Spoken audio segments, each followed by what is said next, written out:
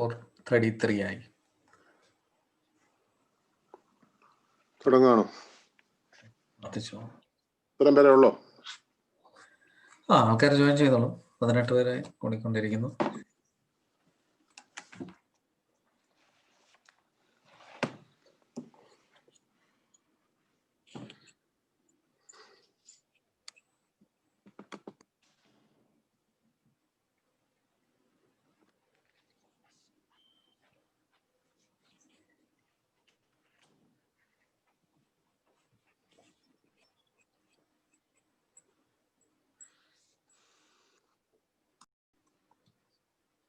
എല്ലാം നോട്ട് എഴുതാനായിട്ട് റെഡി ആക്കിയ അച്ഛാ. ക്യാമറയെ കാണാൻ പറ്റുന്നില്ല. Okay okay. അച്ഛന് കുഴപ്പമുണ്ടായിരുന്നു.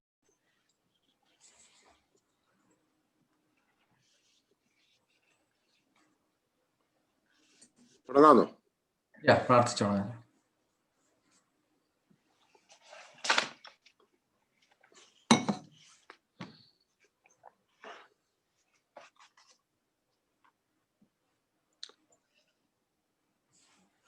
പ്രാർത്ഥിക്കാം.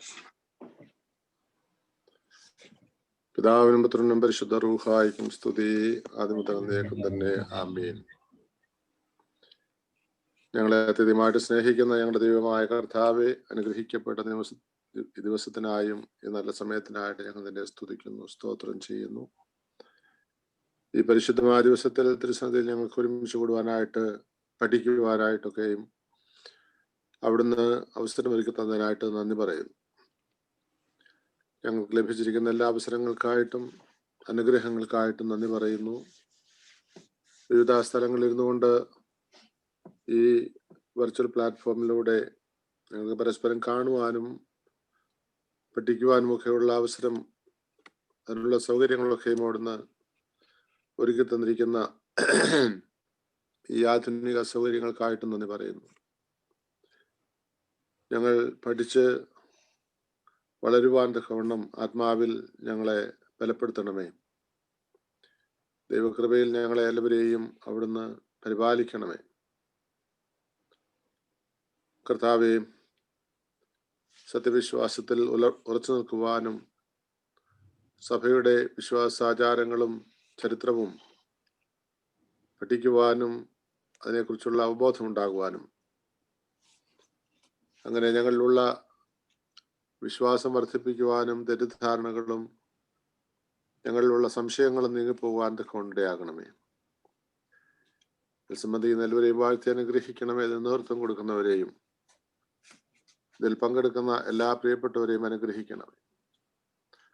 ഞങ്ങളെല്ലാവരും നിനക്കും പിതാവിനും പരിശുദ്ധ സ്തുതിയും സ്തോത്രവും കരയേറ്റുവാനായിട്ട് തന്നെ. സ്വർഗസ്ഥനായ ഞങ്ങളുടെ പിതാവേ, നാം പരിശുദ്ധപ്പെടണമേ.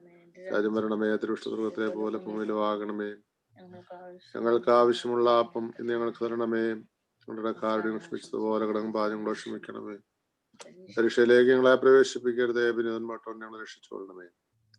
നമ്മുടെ നാല് രാജ്യവും ശക്തിയും മഹത്വം നിനക്കുള്ളതാകുന്നു. ആമേൻ.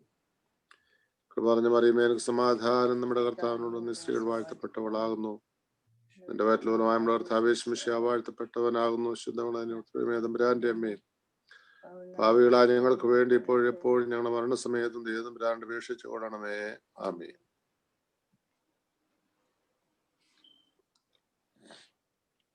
ആരൊക്കെയുണ്ട്? അലക്സ് ഉണ്ടോ? ഇല്ല അച്ഛാ, ഞാനായിരിക്കും മോഡറേറ്റ് ചെയ്യുന്നത്. അലക്സസ് പതുക്കെ ജോയിൻ ചെയ്തോളൂ. ഞാൻ ഷെയർ ചെയ്യാൻ തുടങ്ങി, കാണാമെന്ന് വിശ്വസിക്കുന്നു.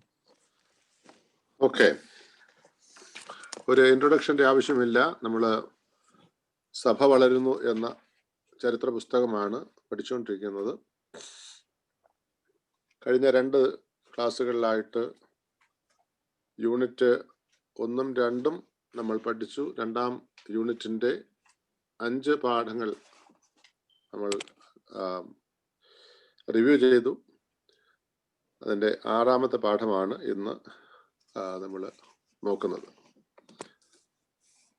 ഞാൻ നേരത്തെ പറഞ്ഞിട്ടുള്ളത് പോലെ നമ്മളിത് പഠിക്കാൻ ഉള്ള അവസരമല്ലിത്, നമ്മളതിനെ ഒന്ന് പരിചയപ്പെടാനുള്ള അവസരമാണ്. പഠിക്കുന്നത് നിങ്ങളുടെ ഉത്തരവാദിത്വമാണ്, നിങ്ങളുടെ ഡ്യൂട്ടിയാണ്.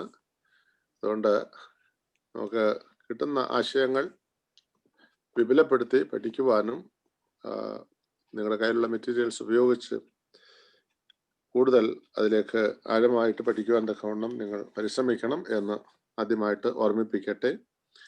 എല്ലാവർക്കും ദൈവാത്മാവിൽ നിറഞ്ഞ് മനസ്സിലാക്കുവാനുള്ള പഠിക്കുവാനുള്ള ഒരു കൃപ എനിക്കും അതോടൊപ്പം കേൾക്കുന്നവർക്ക് അത് മനസ്സിലാകത്തക്കൊണ്ടുള്ള ദൈവകൃപ നിങ്ങൾക്ക് ഓരോരുത്തർക്കും ലഭിക്കുവാനായിട്ട് പ്രത്യേകം പ്രാർത്ഥിക്കുന്നു. ഈ അവസരത്തിനായിട്ട് വീണ്ടും ദൈവത്തെ നന്ദിയോടെ സ്തോത്രം ചെയ്യുന്നു. പാഠം 6 ചില ആചാരങ്ങളും വിശ്വാസപരമായ നിലപാടുകളും എന്നുള്ളതാണ് ടോപ്പിക്ക്. അതിന്റെ പ്രാരംഭം 9-ാം നൂറ്റാണ്ട് മുതൽ ദക്ഷിണേന്ത്യയിൽ പ്രചാരത്തിൽ വന്ന പേർഷ്യൻ കുരിശുകൾ പേർഷ്യൻ നെസ്തോറിയൻ സഭയുമായിട്ട് മലങ്കര സഭയ്ക്കുണ്ടായിരുന്ന ബന്ധത്തിന് തെളിവാണ്. 5-ാം പാഠത്തിൽ നമ്മൾ കണ്ടത് പേർഷ്യൻ കുരിശുകളെ കുറിച്ചാണ്. പേർഷ്യൻ കുരിശുകളുടെ പശ്ചാത്തലത്തിൽ മലങ്കര സഭയിൽ പേർഷ്യൻ സഭയുമായിട്ടുള്ള ബന്ധത്തെക്കുറിച്ചാണ് പ്രതിപാദിക്കുന്നത്. പേർഷ്യൻ സഭയുമായിട്ട് ആയിരുന്നോ നമ്മുടെ ബന്ധം, അതോ അന്ത്യോക്യൻ സഭയുമായിട്ടായിരുന്നോ എന്നൊക്കെയുള്ള സംശയങ്ങളും തെറ്റിദ്ധാരണകളും അല്ലെങ്കിൽ അതിനെക്കുറിച്ചുള്ള ഡിബേറ്റ്സ് ഒക്കെ ഉണ്ട്. അതിനെ കൂടുതൽ ബലപ്പെടുത്തുന്നതും അതിൻ്റെ തെളിവുകൾ ആണ് നമ്മൾ കാണുന്നത്. മലങ്കര സഭയിൽ പല സ്ഥലങ്ങളിലുമുള്ള പേർഷ്യൻ കുരിശുകൾ അതിൻ്റെ പ്രധാനപ്പെട്ട ഒരു തെളിവാണ്. പേർഷ്യൻ കുരിശുകളും അതിലുള്ള ലിഖിതങ്ങളുമാണ് അതിൻ്റെ തെളിവുകളായിട്ട് നമ്മൾ എടുക്കുന്നത്. മലങ്കര സഭയിലെ ചില ആചാരങ്ങളും വിശ്വാസപരമായ നിലപാടുകളും മനസ്സിലാക്കാൻ പ്രധാനമായും 3 കാര്യങ്ങൾ അവലംബിക്കാവുന്നതാണ്. ഒന്ന്, 13-14 നൂറ്റാണ്ടുകളിൽ ദക്ഷിണേന്ത്യ സന്ദർശിച്ച് യാത്രാ വിവരണങ്ങൾ എഴുതിയ യൂറോപ്യൻ സഞ്ചാരികളുടെ വിവരണമാണ്. രണ്ടാമത്, 16-ാം നൂറ്റാണ്ട് മുതൽ ഇന്ത്യയിൽ വന്ന പാശ്ചാത്യ മിഷണറിമാരുടെ കത്തുകളാണ്. മൂന്നാമതായിട്ട് 1599 നടന്ന ഉദയംപേറു സുന്നകദോസിലെ നിശ്ചയങ്ങൾ ചൂണ്ടിക്കാണിക്കുന്നവയാണ്. ഈ 3 കാര്യങ്ങളുടെ അടിസ്ഥാനത്തിൽ മലങ്കര സഭയിലെ ആചാരങ്ങളും അതിന് വിശ്വാസപരമായ നിലപാടുകളൊക്കെയും മനസ്സിലാക്കുവാനായിട്ട് സാധിക്കും. ഒന്നാമത്, മലങ്കര സഭയിലെ ചില ആചാരങ്ങൾ എന്തായിരുന്നുവെന്ന് അടുത്ത സബ് ടൈറ്റിൽ നമ്മൾ കാണാം. 1293 മാർക്കോ പോളോ ദക്ഷിണേന്ത്യ സന്ദർശിച്ചു. അതിനു മുൻപ് ഇന്നസെന്റ് മൂന്നാമൻ മാർപ്പാപ്പ പൗരസ്ത്യ ദേശങ്ങളിൽ സുവിശേഷ പ്രചരണം നടത്തുവാൻ വേണ്ടി ഒരു മിഷണറി സമൂഹത്തെ രൂപപ്പെടുത്തുകയുണ്ടായി. ഈ സുവിശേഷ മിഷണറി സമൂഹത്തിൽപ്പെട്ട ചിലർ ചൈനയിലേക്ക് പോകും വഴിയും ചിലർ ചൈനയിൽ നിന്ന് റോമിലേക്ക് മടങ്ങും വഴിയും ഇന്ത്യ സന്ദർശിച്ചിട്ടുണ്ട്. ഈ സമയത്താണ് മാർക്കോ പോളോ മാർത്തോമാ ശ്ലീഹായുടെ ശവകുടീരം ദർശിച്ചതായിട്ടും മറ്റുമുള്ള വിവരണങ്ങൾ കൊടുത്തിരിക്കുന്നത്. ഈ ശവകുടീരം മുസ്ലിങ്ങളും ക്രിസ്ത്യാനികളല്ലാത്ത ആളുകൾ പോലും അതിനെ വളരെ പുണ്യസ്ഥലമായിട്ട് കരുതിയിരുന്നതായിട്ടും രേഖപ്പെടുത്തിയിട്ടുണ്ട്. വീണ്ടും ഈ മിഷണറി സമൂഹത്തിൽ ഫ്രാൻസിസ്കൻ ഡൊമിനിക്കൻ സമൂഹങ്ങളിൽപ്പെട്ടവരായിരുന്നു എന്നും കാണാൻ സാധിക്കും. അവരിൽ ആദ്യമായി ഇന്ത്യ സന്ദർശിച്ചത്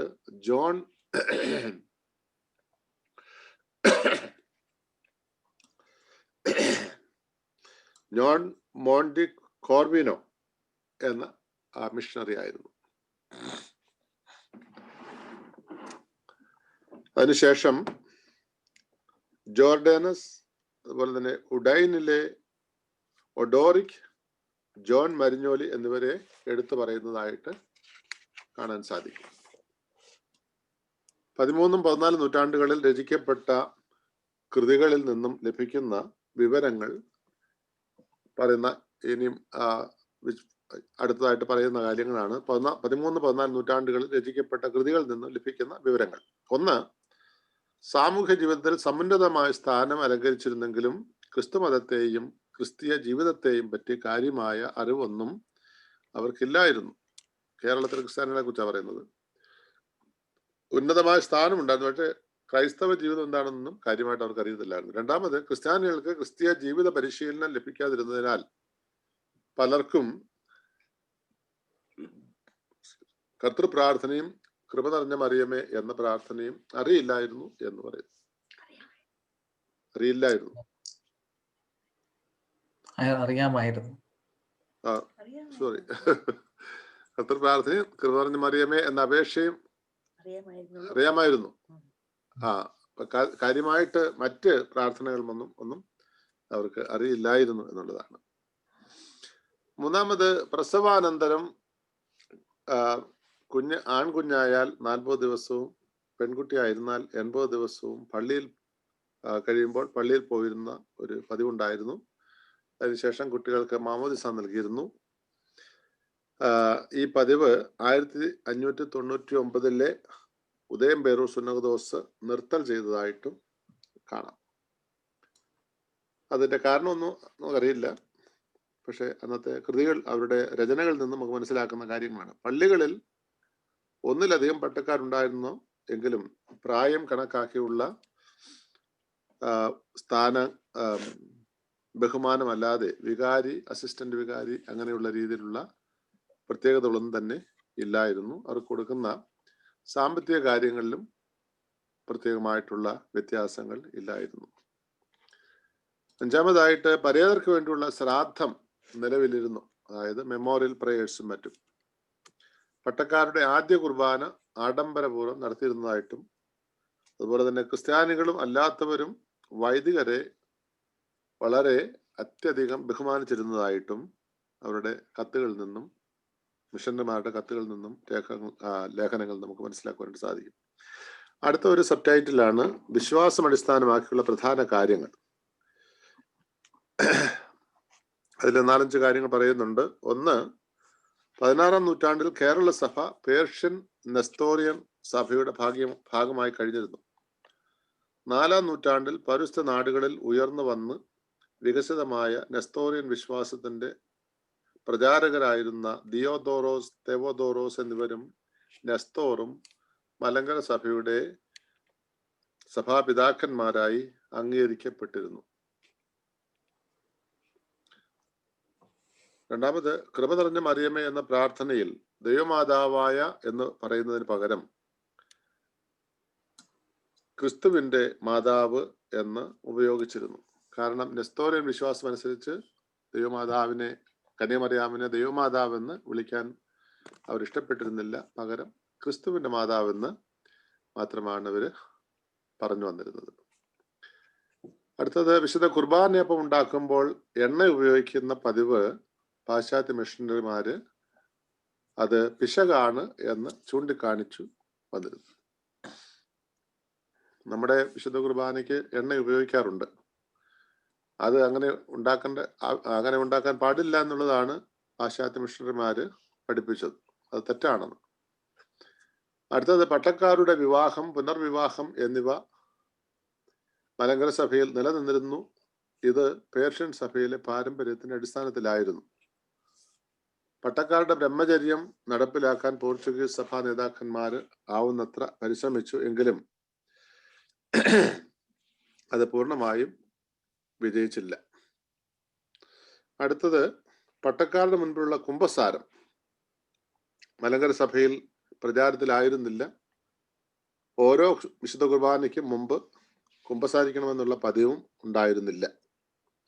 പോർച്ചുഗീസുകാരുടെ സ്വാധീനത്താലാണ് മലങ്കര സഭയിൽ പാശ്ചാത്യ രീതിയിൽ ഉള്ള കുമ്പസാരത്തിന്റെ പ്രചാരം ഉണ്ടാകുന്നത്. അങ്ങനെ 13-ാം നൂറ്റാണ്ട് മുതൽ കേരളത്തിൽ വന്ന യൂറോപ്യൻ മിഷണറിമാര് ലത്തീൻ പാരമ്പര്യം നിലനിർത്തുന്ന ഏതാനും സമൂഹങ്ങൾ സ്ഥാപിച്ചുവെങ്കിലും മലങ്കര സഭയെ അത് കാര്യമായി ബാധിച്ചിരുന്നില്ല. 1490 മുതൽ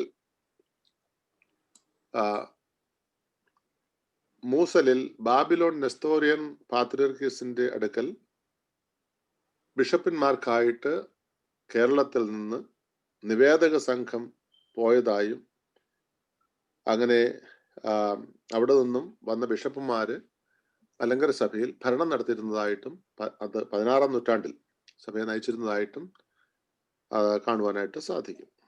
അപ്പോൾ പേർഷ്യൻ സഭയുമായിട്ടുള്ള ബന്ധത്തെക്കുറിച്ചാണ് നമ്മൾ കാണുന്നത്. അതുപോലെ തന്നെ സഭയിൽ അന്ന് നിലനിന്ന ആചാര അനുഷ്ഠാനങ്ങളുമാണ്. ഇതിൽ നിന്നൊക്കെ നമുക്ക് അനുമാനിക്കാവുന്ന ചില കാര്യങ്ങളാണ് അടുത്തായിട്ട് പറയുന്നത്. അടുത്ത സബ് ടൈറ്റില് ഇതിൽ നിന്നും മനസ്സിലാക്കാവുന്ന രണ്ട് സുപ്രധാന കാര്യങ്ങളുണ്ട്. ഒന്ന്, മലങ്കര സഭയിൽ 16-ാം നൂറ്റാണ്ടിന്റെ അന്ത്യം വരെ അന്ത്യോക്യൻ സഭയുമായിട്ട് യാതൊരു ബന്ധവും ഇല്ലായിരുന്നു. ഉണ്ടായിരുന്നെങ്കിൽ അവർ മലങ്കര സഭയെ പറ്റി അന്വേഷിക്കുമായിരുന്നു. മാത്രമല്ല, നെസ്തോറിയൻ സഭ പിതാക്കന്മാരെ മലങ്കര സഭയുടെ പരിശുദ്ധന്മാരായി അംഗീകരിച്ചിരുന്നതും അവരാൽ വിരചിതമായ വിശുദ്ധ കുർബാന തെക്സായും മറ്റും മലങ്കരയിൽ ഉപയോഗിച്ചുകൊണ്ടിരുന്നതും ചോദ്യം ചെയ്യപ്പെടുമായിരുന്നു. അപ്പോൾ ഇതാണ് ഒരു കാര്യം. മലങ്കര സഭയ്ക്ക് അന്ത്യോക്യയുമായിട്ടുള്ള ബന്ധം 16-ാം നൂറ്റാണ്ട് വരെ ഇല്ലായിരുന്നു എന്ന് പറയുന്നതിന്റെ കാരണമാണിത്. കാരണം മലങ്കര സഭയിൽ ഉണ്ടായ പ്രതിസന്ധികളും പ്രയാസങ്ങളും അറിഞ്ഞിരുന്നെങ്കിൽ, അന്ത്യോക്യൻ സഭയുമായിട്ട് ബന്ധമുണ്ടായിരുന്നെങ്കിൽ അവിടെ നിന്നുള്ള സഹായങ്ങൾ അല്ലെങ്കിൽ ബിഷപ്പന്മാരെയൊക്കെയും അയക്കുമായിരുന്നു. അത് നമുക്ക് ലഭിച്ചിട്ടില്ല. മാത്രമല്ല, നെസ്തോറിയൻ പിതാക്കന്മാർ എഴുതിയ തക്സ നമ്മൾ ഉപയോഗിച്ചു. അതുപോലെ നെസ്തോറിയൻ പിതാക്കന്മാരെ പരിശുദ്ധന്മാരായിട്ട് നമ്മൾ കണക്കാക്കിയിരുന്നു. ഇതൊന്നും അന്ത്യോക്യൻ സഭയുമായിട്ടുള്ള ബന്ധമുണ്ടായിരുന്നെങ്കിൽ നമ്മെ അവിടെ അനുവദിക്കുകയില്ലായിരുന്നു എന്നുള്ളതാണ്. അടുത്ത ഒരു കാര്യം, 13-ാം നൂറ്റാണ്ട് മുതൽ റോമൻ കത്തോലിക്ക എഴുത്തുകാരുടെ രചനകളിലൊന്നും അക്കാലം വരെ മലങ്കര സഭയ്ക്ക് റോമൻ കാത്തലിക് സഭയുമായിട്ട് ബന്ധമുണ്ടായിരുന്നതായി രേഖപ്പെടുത്തിയിട്ടില്ല. 4-ാം നൂറ്റാണ്ട് മുതൽ 16-ാം നൂറ്റാണ്ട് വരെയെങ്കിലും മലങ്കര സഭ പേർഷ്യൻ നെസ്തോറിയൻ സഭയുമായി മാത്രമായിരുന്നു വീഴ്ചയുണ്ടായിരുന്നു. അപ്പോൾ അന്ത്യോക്യമായിട്ട് ബന്ധമില്ലായിരുന്നു. അതുപോലെ തന്നെ റോമൻ കത്തോലിക്കരുമായിട്ടും ബന്ധമില്ലായിരുന്നു എന്ന് അവരുടെ റോമൻ കത്തോലിക്ക മിഷണറിമാരുടെ രേഖകളിൽ നിന്ന് മനസ്സിലാക്കാനായിട്ട് സാധിക്കും. അപ്പോൾ അതിൽ നിന്ന് നമുക്ക് മനസ്സിലാക്കാൻ കഴിയുന്നത് 4-ാം നൂറ്റാണ്ട് മുതലെങ്കിലും 16-ാം നൂറ്റാണ്ട് വരെ മലങ്കര സഭയുടെ ബന്ധം പേർഷ്യൻ സഭയുമായിട്ടായിരുന്നു എന്നുള്ളതാണ്. അങ്ങനെ ആ പാഠം അവസാനിക്കുന്നു. ചോദ്യങ്ങളുണ്ട്. അതൊക്കെ നിങ്ങളുടെ പഠനത്തിൽ നിന്ന് അതിന്റെ ഉത്തരങ്ങൾ കണ്ടെത്തുക. We are moving on to unit 3, പാഠം 1. പോകാമല്ലേ?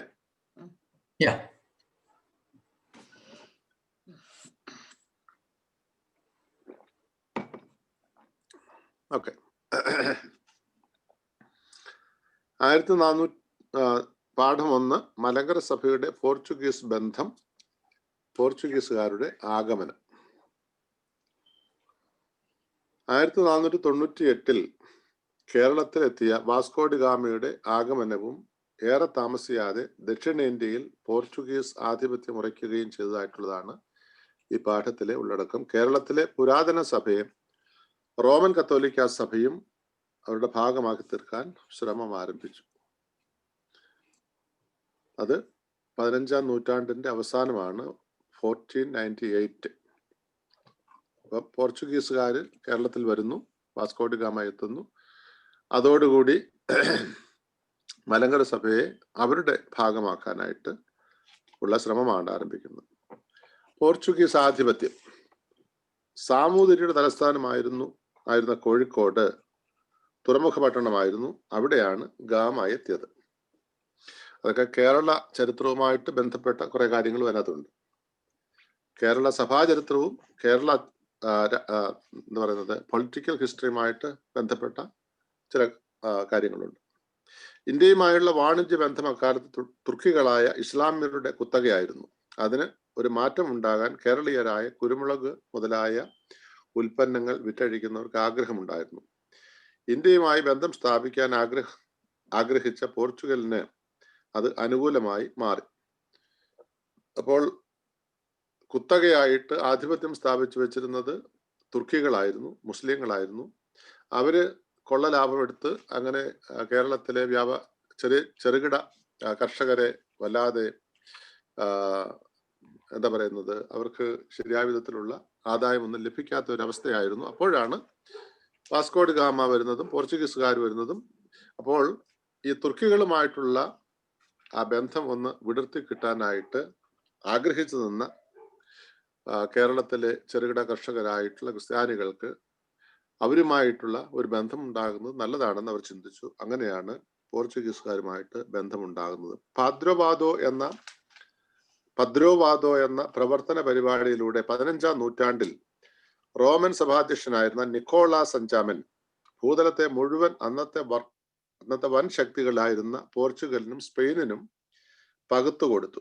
അങ്ങനെ പാശ്ചാത്യ നാടുകൾ സ്പെയിനിനും പൗരസ്ത്യ നാടുകൾ പോർച്ചുഗലിനും ലഭിച്ചു.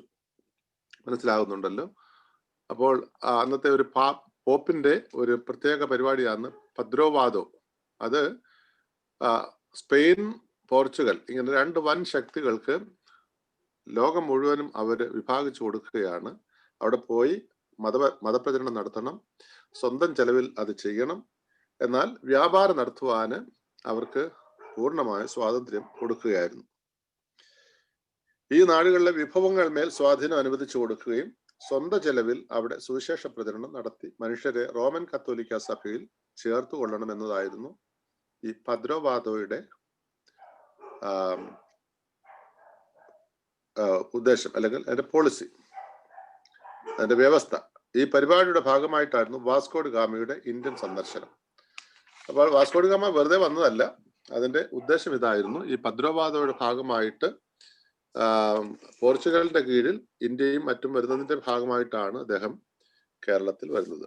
ഇന്ത്യയിലെ ക്രൈസ്തവ സമൂഹത്തിന്റെ നേതാവായ രാജാവിനെയും മാർത്തോമാ ശ്ലീഹായുടെ തിരുശേഷിപ്പും കണ്ടെത്താനുള്ള ശ്രമം നടത്തുകയുണ്ടായി. എന്നാൽ അദ്ദേഹത്തിന്റെ ആഗ്രഹം സഫലമാകാതെ ഇന്ത്യയുമായുള്ള ചില വ്യാപാര ബന്ധങ്ങൾ സ്ഥാപിച്ച് അദ്ദേഹം മടങ്ങിപ്പോയി.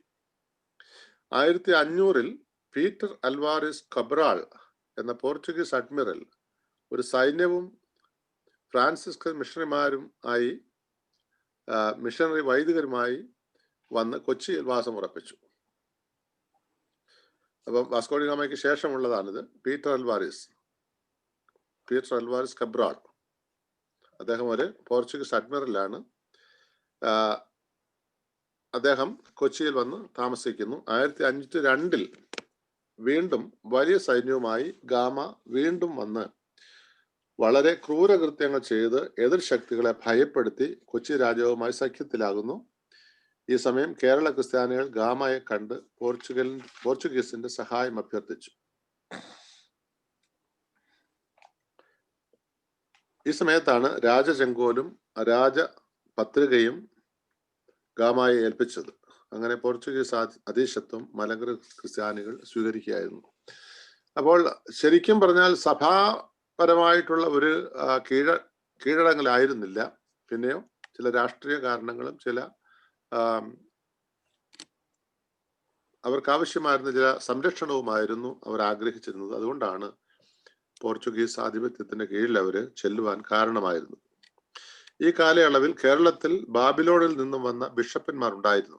1490 1503 ഇടയിൽ വന്ന 5 പേരിൽ മാർ യാക്കോബും മറ്റൊരു ബിഷപ്പും പോർച്ചുഗീസുമായി സൗഹാർദ്ദത്തിൽ ഇടപെട്ടു. തന്മൂലം പല പ്രയോജനങ്ങളും അവർക്ക് ലഭിക്കുകയുണ്ടായി. അപ്പോൾ ഈ പോർച്ചുഗീസുകാർ വരുമ്പോൾ തന്നെ അവിടെ ബാബിലോൺ, അതായത് പേർഷ്യൻ ബിഷപ്പുമാര് കേരളത്തിൽ ഉണ്ടായിരുന്നതായിട്ടാണ് കാണുന്നത്. മലങ്കര സഭയെ കീഴ്പ്പെടുത്തുവാനുള്ള യത്നം. അപ്പോൾ ബന്ധമായി മലങ്കര സഭയുമായിട്ട് പോർച്ചുഗീസിന് ബന്ധമായിട്ട് ഇനിയിപ്പം മലങ്കര സഭയെ കീഴ്പ്പെടുത്താനായിട്ടാണ് അവർ ആഗ്രഹിക്കുന്നത്. ഈ സുഹൃത്ത് ബന്ധം മുതലാക്കി മലങ്കര സഭയെ ലത്തീൻ വൽക്കരിക്കുവാനും റോമൻ പാപ്പായുടെ അധീശത്വം അംഗീകരിക്കുവാനും യത്നം ആരംഭിച്ചു. മലങ്കരയിൽ സ്വീകരിച്ചനുഷ്ഠിച്ചു പോന്ന പൗരസ്ത്യ സഭാ പാരമ്പര്യങ്ങളും ആരാധനാ രീതികളും ബാബിലോൺ പാത്രിയർക്കീസിനെ സഭാധ്യക്ഷനായി പരിഗണിച്ചു വന്നതും പോർച്ചുഗീസുകാർക്ക് സ്വീകാര്യമായിരുന്നില്ല. ഇപ്പൊ 2-3 കാര്യങ്ങൾ പറയുന്നുണ്ട്. അത് റോമൻ പാപ്പായുടെ അധീശത്വം അംഗീകരിക്കണം, ലത്തീൻ വൽക്കരിക്കണം, അതാണ് അവരുടെ ആഗ്രഹം. എന്നാൽ മലങ്കരയിൽ നിലനിന്ന പൗരസ്ത്യ സഭാ പാരമ്പര്യങ്ങളും ബാബിലോൺ പാത്രിയർക്കീസിനെ സഭാ അധ്യക്ഷനായിട്ട് പരിഗണിച്ചു വന്നതും അവർക്ക് ഇഷ്ടമായില്ല. മലങ്കര ക്രിസ്ത്യാനികളെ അവർ നിലനിന്ന രീതികൾ ഉപേക്ഷിച്ച് പാശ്ചാത്യ രീതികൾ സ്വീകരിപ്പിക്കുവാൻ യത്നം ആരംഭിച്ചു. ഇതിനായിട്ട് പോർച്ചുഗീസ് ചെയ്ത 3 കാര്യങ്ങളുണ്ട്. ഒന്ന്, മലങ്കര സഭയെ പോർച്ചുഗീസ് ഭരണത്തിന് വിധേയമാക്കുക. സഭയെ കീഴ്പ്പെടുത്തണമെങ്കിൽ പോർച്ചുഗീസ് ആധിപത്യം അല്ലെങ്കിൽ പോർച്ചുഗീസ് ഭരണം ഉണ്ടാകണമെന്ന് അവർ ആഗ്രഹിച്ചു. അതിൽ ഒന്നാമത് അതാണ്. ഇന്ത്യയിൽ പോർച്ചുഗീസ് താവളങ്ങൾ ഉറപ്പിച്ചതിനാൽ ഗോവ കേന്ദ്രമാക്കി പൗരസ്ത്യ നാടുകളുടെ ഭരണം അവർ ആരംഭിച്ചു. ഗോവയിലും കടലോര പ്രദേശങ്ങളിലും ഒരു വലിയ പങ്ക് മനുഷ്യർ റോമൻ കത്തോലിക്ക സഭാംഗങ്ങളായി തീർന്നു. ലത്തീൻ സഭാ പാരമ്പര്യം നിലനിർത്തുന്ന സമൂഹങ്ങൾക്ക് പോർച്ചുഗീസ് രൂപം കൊടുത്തു. 1534 ഗോവയെ ഒരു ഭദ്രാസനമായി അംഗീകരിച്ചു. 1558 കൊച്ചി കേന്ദ്രമാക്കി ഭദ്രാസനം നിലവിൽ വന്നു. എങ്കിലും അതിനെയും ഗോവയുടെ കീഴിൽ തന്നെ നിലനിർത്തുകയാണ് ചെയ്തത്. അതിലൂടെ മലങ്കര സഭയുടെ സ്വകീയതയെ അവഗണിക്കുകയാണ് പോർച്ചുഗീസ് ചെയ്തത്. അപ്പോൾ അവര് ആധിപത്യം ഉറപ്പിച്ചു, അവര് ഭരണം ആരംഭിച്ചു, മാത്രമല്ല ഭദ്രാസനം തുടങ്ങി. അങ്ങനെയുള്ള ചില കാര്യങ്ങൾ ചെയ്ത് മലങ്കര സഭയുടെ മേൽ ആധിപത്യം സ്ഥാപിക്കാനാണ് അവർ ശ്രമിച്ചത്. മലങ്കരയെ ആകമാനം ലത്തീൻ പാരമ്പര്യത്തിന് വിധേയമാക്കുവാൻ പരിശ്രമിച്ച പോർച്ചുഗീസ് വൈദികനായിരുന്ന പെൻഡയാദോ ആ സമയം മാർ യാക്കോബ് അതിൽ നിസ്സഹകരണം കാണിക്കുകയും മനസ്സുകൊണ്ട് അകലുകയും ചെയ്തു. ഇടനില നിന്ന് രമ്യമാക്കുവാൻ ശ്രമിച്ച പോർച്ചുഗീസ് വൈദികരിൽ പ്രമാണിയായിരുന്നു ജോവക്കാരോ. അപ്പോൾ അതൊക്കെ അവിടെ ഉണ്ടായ ചില ക്യാരക്ടേഴ്സ് ആണ്, അവര് ചെയ്ത ചില കാര്യങ്ങളാണ്. പെൻഡയാദോ പോർച്ചുഗീസ് രാജാവിൽ നിന്നും മലങ്കരയെ ലത്തീൻവൽക്കരിക്കാനുള്ള അധികാരപത്രം നേടി. യാക്കോബ് മെത്രാൻ തന്റെ പ്രവർത്തനങ്ങളുടെ റിപ്പോർട്ട് പോർച്ചുഗീസ് രാജാവിന് നൽകണമെന്നുള്ള അനുശാസനം നിവൃത്തിയില്ലാതെ യാക്കോബ് അംഗീകരിക്കുകയും ചെയ്തു. അപ്പോൾ അന്നത്തെ മലങ്കരയിൽ ഉണ്ടായിരുന്ന പേർഷ്യൻ ബിഷപ്പാണ്, അല്ലെങ്കിൽ ബാബിലോൺ ബിഷപ്പാണ് യാക്കോബ് എന്ന് പറയുന്നത്. അദ്ദേഹം പല കാര്യങ്ങളിലും അദ്ദേഹം ഇടഞ്ഞു നിന്നെങ്കിലും വളരെ ഫോഴ്സ് ഉപയോഗിച്ചാണ് അദ്ദേഹത്തെ കൊണ്ട് ചില കാര്യങ്ങൾ ചെയ്യിപ്പിക്കുന്നത്. ഒരു റിപ്പോർട്ട്, അദ്ദേഹത്തിന്റെ പ്രവർത്തനങ്ങളുടെ റിപ്പോർട്ട് പോർച്ചുഗീസ് രാജാവിന് കൊടുക്കണമെന്നുള്ള ഒരു ആജ്ഞ, അത് ഒരിക്കലും പാടില്ലാത്തതാണ്. പക്ഷെ പോർച്ചുഗീസുകാരുടെ ആധിപത്യം ഉറപ്പിക്കാനായിട്ട് അവർ ചെയ്ത കാര്യമാണത്. മാർ യാക്കോബ് കൊടുങ്ങല്ലൂരും മറ്റൊരു ജൂനിയർ ബിഷപ്പ് കൊല്ലത്തും ഉണ്ടായിരുന്നു എന്ന് പറയുന്നു. ഇവർ തമ്മിലുണ്ടായിരുന്ന ചില ചേർച്ചക്കേടുകളും പോർച്ചുഗീസുകാർക്ക് അനുകൂലമായി. അപ്പം യാക്കോബിന്റെ കീഴിൽ വേറൊരു ബിഷപ്പ് ഉണ്ടായിരുന്നു കൊല്ലത്ത്. അവർ തമ്മിൽ വലിയ ചേർച്ചയില്ലായിരുന്നത് കൊണ്ട് പോർച്ചുഗീസുകാർ അത് മുതലെടുക്കുകയാണ്. അങ്ങനെ ഏതാണ്ട് 4 ദശകങ്ങൾക്കുള്ളിൽ, ദശകങ്ങൾ എന്ന് പറഞ്ഞാൽ 40 വർഷമാണ്, 4 ദശകങ്ങൾ ലത്തീൻ പാരമ്പര്യം റോമൻ കാത്തലിക് സഭയിലേക്കുള്ള ലയനവും നല്ല വിജയം കണ്ടു. അപ്പോൾ ഏതാണ്ട് വളരെ ചുരുങ്ങിയ സമയം കൊണ്ട് തന്നെ അവര് ആഗ്രഹിച്ച അവരുടെ കാര്യങ്ങൾ നേടിയെടുക്കുവാനായിട്ട് പോർച്ചുഗീസുകാർക്ക് സാധിച്ചു. അടുത്ത ഒരു സബ്ടൈറ്റിലാണ് വൈദിക പരിശീലന സ്ഥാപനങ്ങൾ നിർമ്മിക്കുക. അപ്പോൾ ഈ പോർച്ചുഗീസുകാർ മലങ്കര സഭയെ എങ്ങനെയാണ് കീഴ്പ്പെടുത്തുന്നതെന്നാണ് നമ്മൾ കണ്ടുകൊണ്ടിരിക്കുന്നത്. ഒന്നാമത് മലങ്കര സഭയെ പോർച്ചുഗീസ് ഭരണത്തിന് കീഴിൽ കൊണ്ടുവരിക. അടുത്തത് പോർച്ചുഗീസ് പാരമ്പര്യത്തിലുള്ള വൈദിക പരിശീലന കേന്ദ്രങ്ങൾ, സെമിനാരികൾ ഉണ്ടാക്കുക. പേർഷ്യൻ സുറിയാൻ സഭയുടെ പാരമ്പര്യത്തിൽ നിന്നും വിടർത്തി മലങ്കര സഭയെ ലത്തീൻവൽക്കരിക്കുവാൻ 1541 കൊടുങ്ങല്ലൂരിൽ സെമിനാരി സ്ഥാപിച്ചു. ഇതിന്റെ നേതാവ് വിൻസെന്റ് ഡിലാഗോസ് എന്ന ഫ്രാൻസിസ്കൻ വൈദികനായിരുന്നു. പേർഷ്യൻ നെസ്തോറിയൻ പാരമ്പര്യങ്ങൾക്ക് പകരം റോമൻ കത്തോലിക്ക സഭാ രീതികളും സുറിയാനി ഭാഷയ്ക്ക് പകരം ലത്തീൻ ഭാഷയും വിദ്യാർത്ഥികളെ പഠിപ്പിച്ചതിനാൽ അവിടെ പഠിച്ച ആരും തന്നെ മലങ്കര സഭയ്ക്ക് പ്രയോജനപ്പെട്ടില്ല. അവരുടെ ആഗ്രഹം എന്തായിരുന്നു? വൈദികരെ പരിശീലിപ്പിച്ച് ലത്തീൻ ഭാഷ പഠിപ്പിച്ചിട്ട്, അതുപോലെ തന്നെ ലത്തീൻ റോമൻ കത്തോലിക്ക സഭാ പാരമ്പര്യങ്ങൾ പഠിപ്പിച്ചിട്ട് അവര് ഇടവകളിൽ ഭരണം നടത്തുമ്പോൾ ആ ഇടവകളെല്ലാം പോർച്ചുഗീസിന്റെ കീഴിൽ വരുമെന്നുള്ള ഒരാഗ്രഹം അവർക്കുണ്ടായിരുന്നു. പക്ഷെ അതുകൊണ്ട് കാര്യമായിട്ടുള്ള പ്രയോജനം ഉണ്ടായില്ല എന്നും പറയുന്നു. അവർ മലങ്കര സുറിയാൻ സഭയിൽ സേവനം അനുഷ്ഠിച്ചില്ല എന്നുള്ളത് കൊണ്ടാണ് അങ്ങനെ ഉള്ള പ്രയോജനം ഉണ്ടാകാതെ പോയത്. കൊടുങ്ങല്ലൂർ സെമിനാരി സ്ഥാപനം കൊണ്ട് ഉദ്ദേശിച്ച ഫലം ലഭിക്കാതെ വന്നപ്പോൾ ജസ്യൂത്തരുടെ നേതൃത്വത്തിൽ, ജസ്യൂത്തർ എന്ന് പറഞ്ഞാൽ ജസ്യൂട്ട്സ് ആണ്, വൈപ്പിക്കോട്ടയിൽ മറ്റൊരു സെമിനാരി സ്ഥാപിച്ചു. 1585 സ്ഥാപിച്ച ഈ സെമിനാരിയിൽ സുറിയാനി ഭാഷ അധ്യയന വിഷയമായിരുന്നു. അവിടെ പഠിക്കുന്നവർ മലങ്കര സുറിയാൻ സഭയെ ശുശ്രൂഷിക്കണമെന്നായിരുന്നു നിഷ്കർഷ. എന്നാൽ ആ സെമിനാരിയും മലങ്കർ സഭ നിരാകരിച്ചു. അപ്പം മനസ്സിലാകുന്നുണ്ടല്ലോ, ആദ്യം ഉണ്ടാക്കിയ സെമിനാരിയിൽ ലത്തീൻ ഭാഷയും റോമൻ കത്തോലിക്ക പാരമ്പര്യങ്ങളും പഠിച്ചെങ്കിലും ആ വൈദികര് മലങ്കർ സഭയുടെ ദേവാലയങ്ങളിൽ ശുശ്രൂഷ ചെയ്തില്ല. അതുകൊണ്ടുള്ള പ്രയോജനം അവർക്കുണ്ടായില്ല.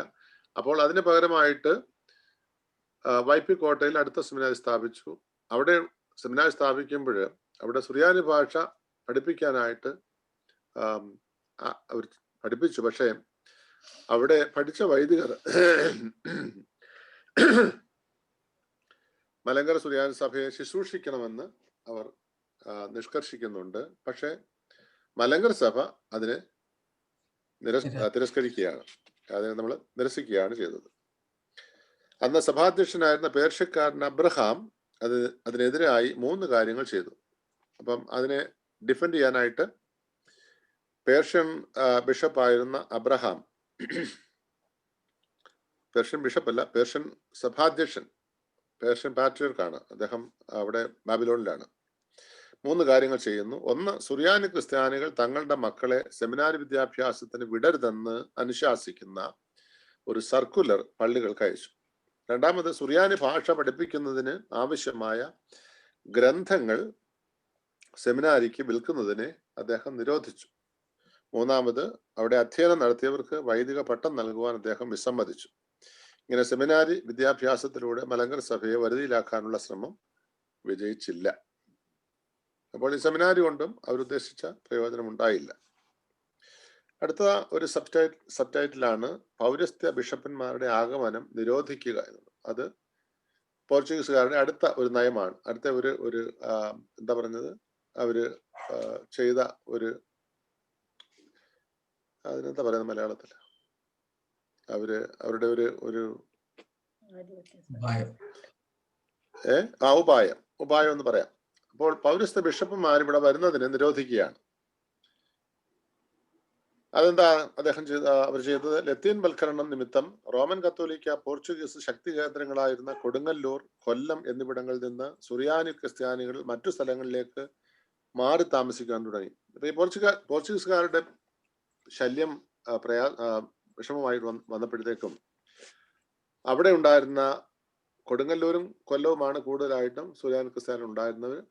അവിടെ നിന്ന് അവര് മാറി താമസിക്കാനായിട്ട് തുടങ്ങി, മറ്റു സ്ഥലങ്ങളിലേക്ക് പോയി. അന്നത്തെ സഭയുടെ അധ്യക്ഷനായിരുന്ന മാർ യാക്കോബിന്റെ അവസാന കാലഘട്ടം കൊച്ചിയിൽ ഒരു ഫ്രാൻസിസ്കൻ ആശ്രമത്തിൽ ദുരിതപൂർണമായി ചെലവഴിക്കേണ്ടത് വന്നായിട്ട് കാണുന്നുണ്ട്.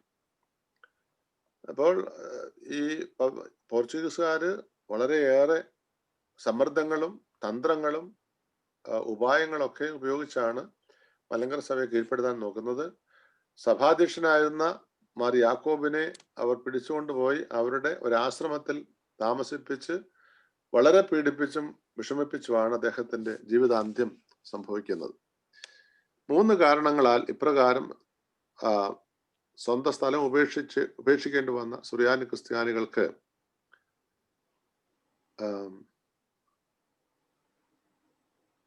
3 കാരണങ്ങളാണ് അതിന് അവർക്ക് ഉണ്ടായത്. ഒന്ന്, പോർച്ചുഗീസുകാർ മിശ്ര വിവാഹത്തിലൂടെ അവരുടെ ശക്തി വർദ്ധിപ്പിക്കാൻ ശ്രമിച്ചത് സുറിയാനി ക്രിസ്ത്യാനികൾ ഇഷ്ടപ്പെട്ടില്ല. അപ്പം കേരളത്തിൽ നിന്ന് നാട്ടുകാരായിട്ടുള്ള ആളുകളെ വിവാഹം കഴിക്കാനായിട്ട് പോർച്ചുഗീസുകാർ ശ്രമിച്ചു. അതിലൂടെ അതൊരു തന്ത്രമാണ്. രണ്ടാമത്, പോർച്ചുഗീസുകാരുടെ സഭാപരമായ ഇടപെടൽ ഇഷ്ടപ്പെടാതിരുന്നതിനാൽ അവരിൽ നിന്ന് അകന്നു കഴിയുവാൻ ആഗ്രഹിച്ചു. മൂന്നാമത്, പോർച്ചുഗീസുകാരുടെ അധാർമിക ജീവിതം നിമിത്തവും അവരോട് അകന്ന് ജീവിക്കുവാനായിട്ട് ആഗ്രഹിച്ചു. അപ്പം കേരളത്തിലെ സുറിയാനി ക്രിസ്ത്യാനികളുടെ അവരുടെ തനതായിട്ടുള്ള ജീവിത രീതികളും അവരുടെ ആത്മാഭിമാനവും ഒക്കെയാണ് നമ്മളിവിടെ കാണുന്നത്. അപ്പോൾ മിശ്ര വിവാഹത്തിന് അവർ ആഗ്രഹിച്ചില്ല. അതുപോലെ തന്നെ അവരുടെ സഭാപരമായ ഇടപെടൽ പോർച്ചുഗീസുകാര് ചെയ്യുന്നത് അവർക്ക് ഇഷ്ടപ്പെട്ടില്ല. മാത്രമല്ല, പോർച്ചുഗീസുകാരുടെ അധാർമികമായ ജീവിത രീതികളും ഇവർക്ക് ഇഷ്ടപ്പെടാഞ്ഞതുകൊണ്ട് അവരുടെ സ്വന്തം ദേശം തന്നെ വിട്ട് അവരവിടുന്ന് പോവുകയായിരുന്നു, നമ്മുടെ നാട്ടുകാരായ സുറിയാനി ക്രിസ്ത്യാനികൾ. 1552 മാർ യാക്കോബ് നിര്യാതനായ ശേഷം ഏതാനും വർഷം പൗരസ്ത്യ ബിഷപ്പുമാർ ഇല്ലാതിരുന്ന ഒരു കാലമുണ്ടായി. ഈ അവസരം പ്രയോജനപ്പെടുത്തി ലത്തീൻ റോമൻ കത്തോലിക്ക സഭാ പാരമ്പര്യത്തിൽ മലങ്കർ സഭയെ പരിവർത്തനപ്പെടുത്താൻ വേണ്ടി പൗരസ്ത്യ ബിഷപ്പുമാരുടെ വരവിനെ നിയന്ത്രിക്കുകയും ചെയ്തു. അപ്പോൾ ഈ യാക്കോബ് എന്ന് പറയുന്ന അദ്ദേഹം ബിഷപ്പ് മരിച്ചു. അതിനുശേഷമുള്ള കുറെ കാലം അവിടെ നിന്നുള്ള ബിഷപ്പുമാർ വരാൻ സമ്മതിക്കാതെ പോർച്ചുഗീസുകാർ തടയുന്നുണ്ട്. അതിലൂടെ എങ്ങനെയെങ്കിലും മലങ്കര സഭയെ സ്വാധീനപ്പെടുത്താനായിട്ടാണ് അവർ ആഗ്രഹിച്ചത്. മലങ്കര സഭ ബാബിലോൺ പാത്രിയർക്കീസിന്റെ അടുക്കൽ അപേക്ഷിച്ചതിനാൽ 1555 മുതൽ 1558 വരെ 3 പൗരസ്ത്യ ബിഷപ്പുമാർ കേരളത്തിലെത്തി.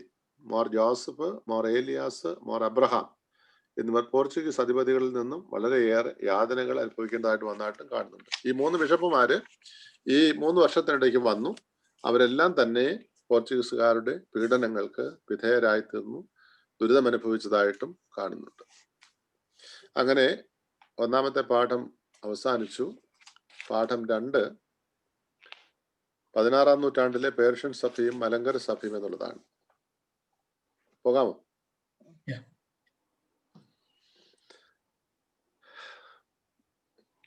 അതിന്റെ പ്രാരംഭം ഇതാണ്. 16-ാം നൂറ്റാണ്ടിന്റെ മധ്യത്തിൽ പേർഷ്യൻ സഭയിലുണ്ടായ വിഭജനത്തിൽ ഒരു ഭാഗം റോമൻ കത്തോലിക്ക സഭയോട് ചേർന്നു, മറ്റൊരു വിഭാഗം സ്വതന്ത്രമായി നിലകൊണ്ടു.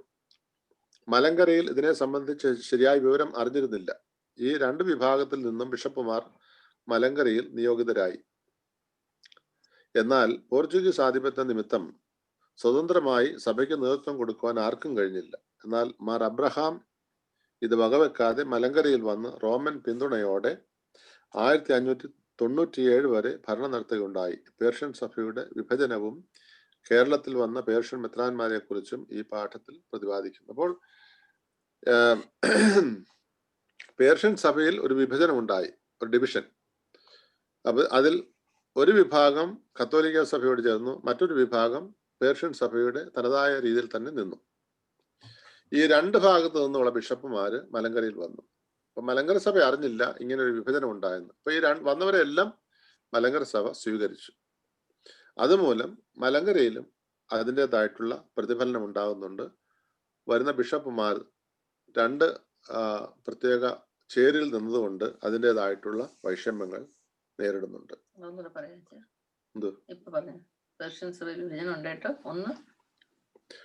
ഒരു വിഭാഗം ഒരു വിഭാഗം റോമൻ കത്തോലിക്ക സഭയുടെ കൂടെ നിന്നു, ഒരു വിഭാഗം സ്വതന്ത്രമായി നിന്നു.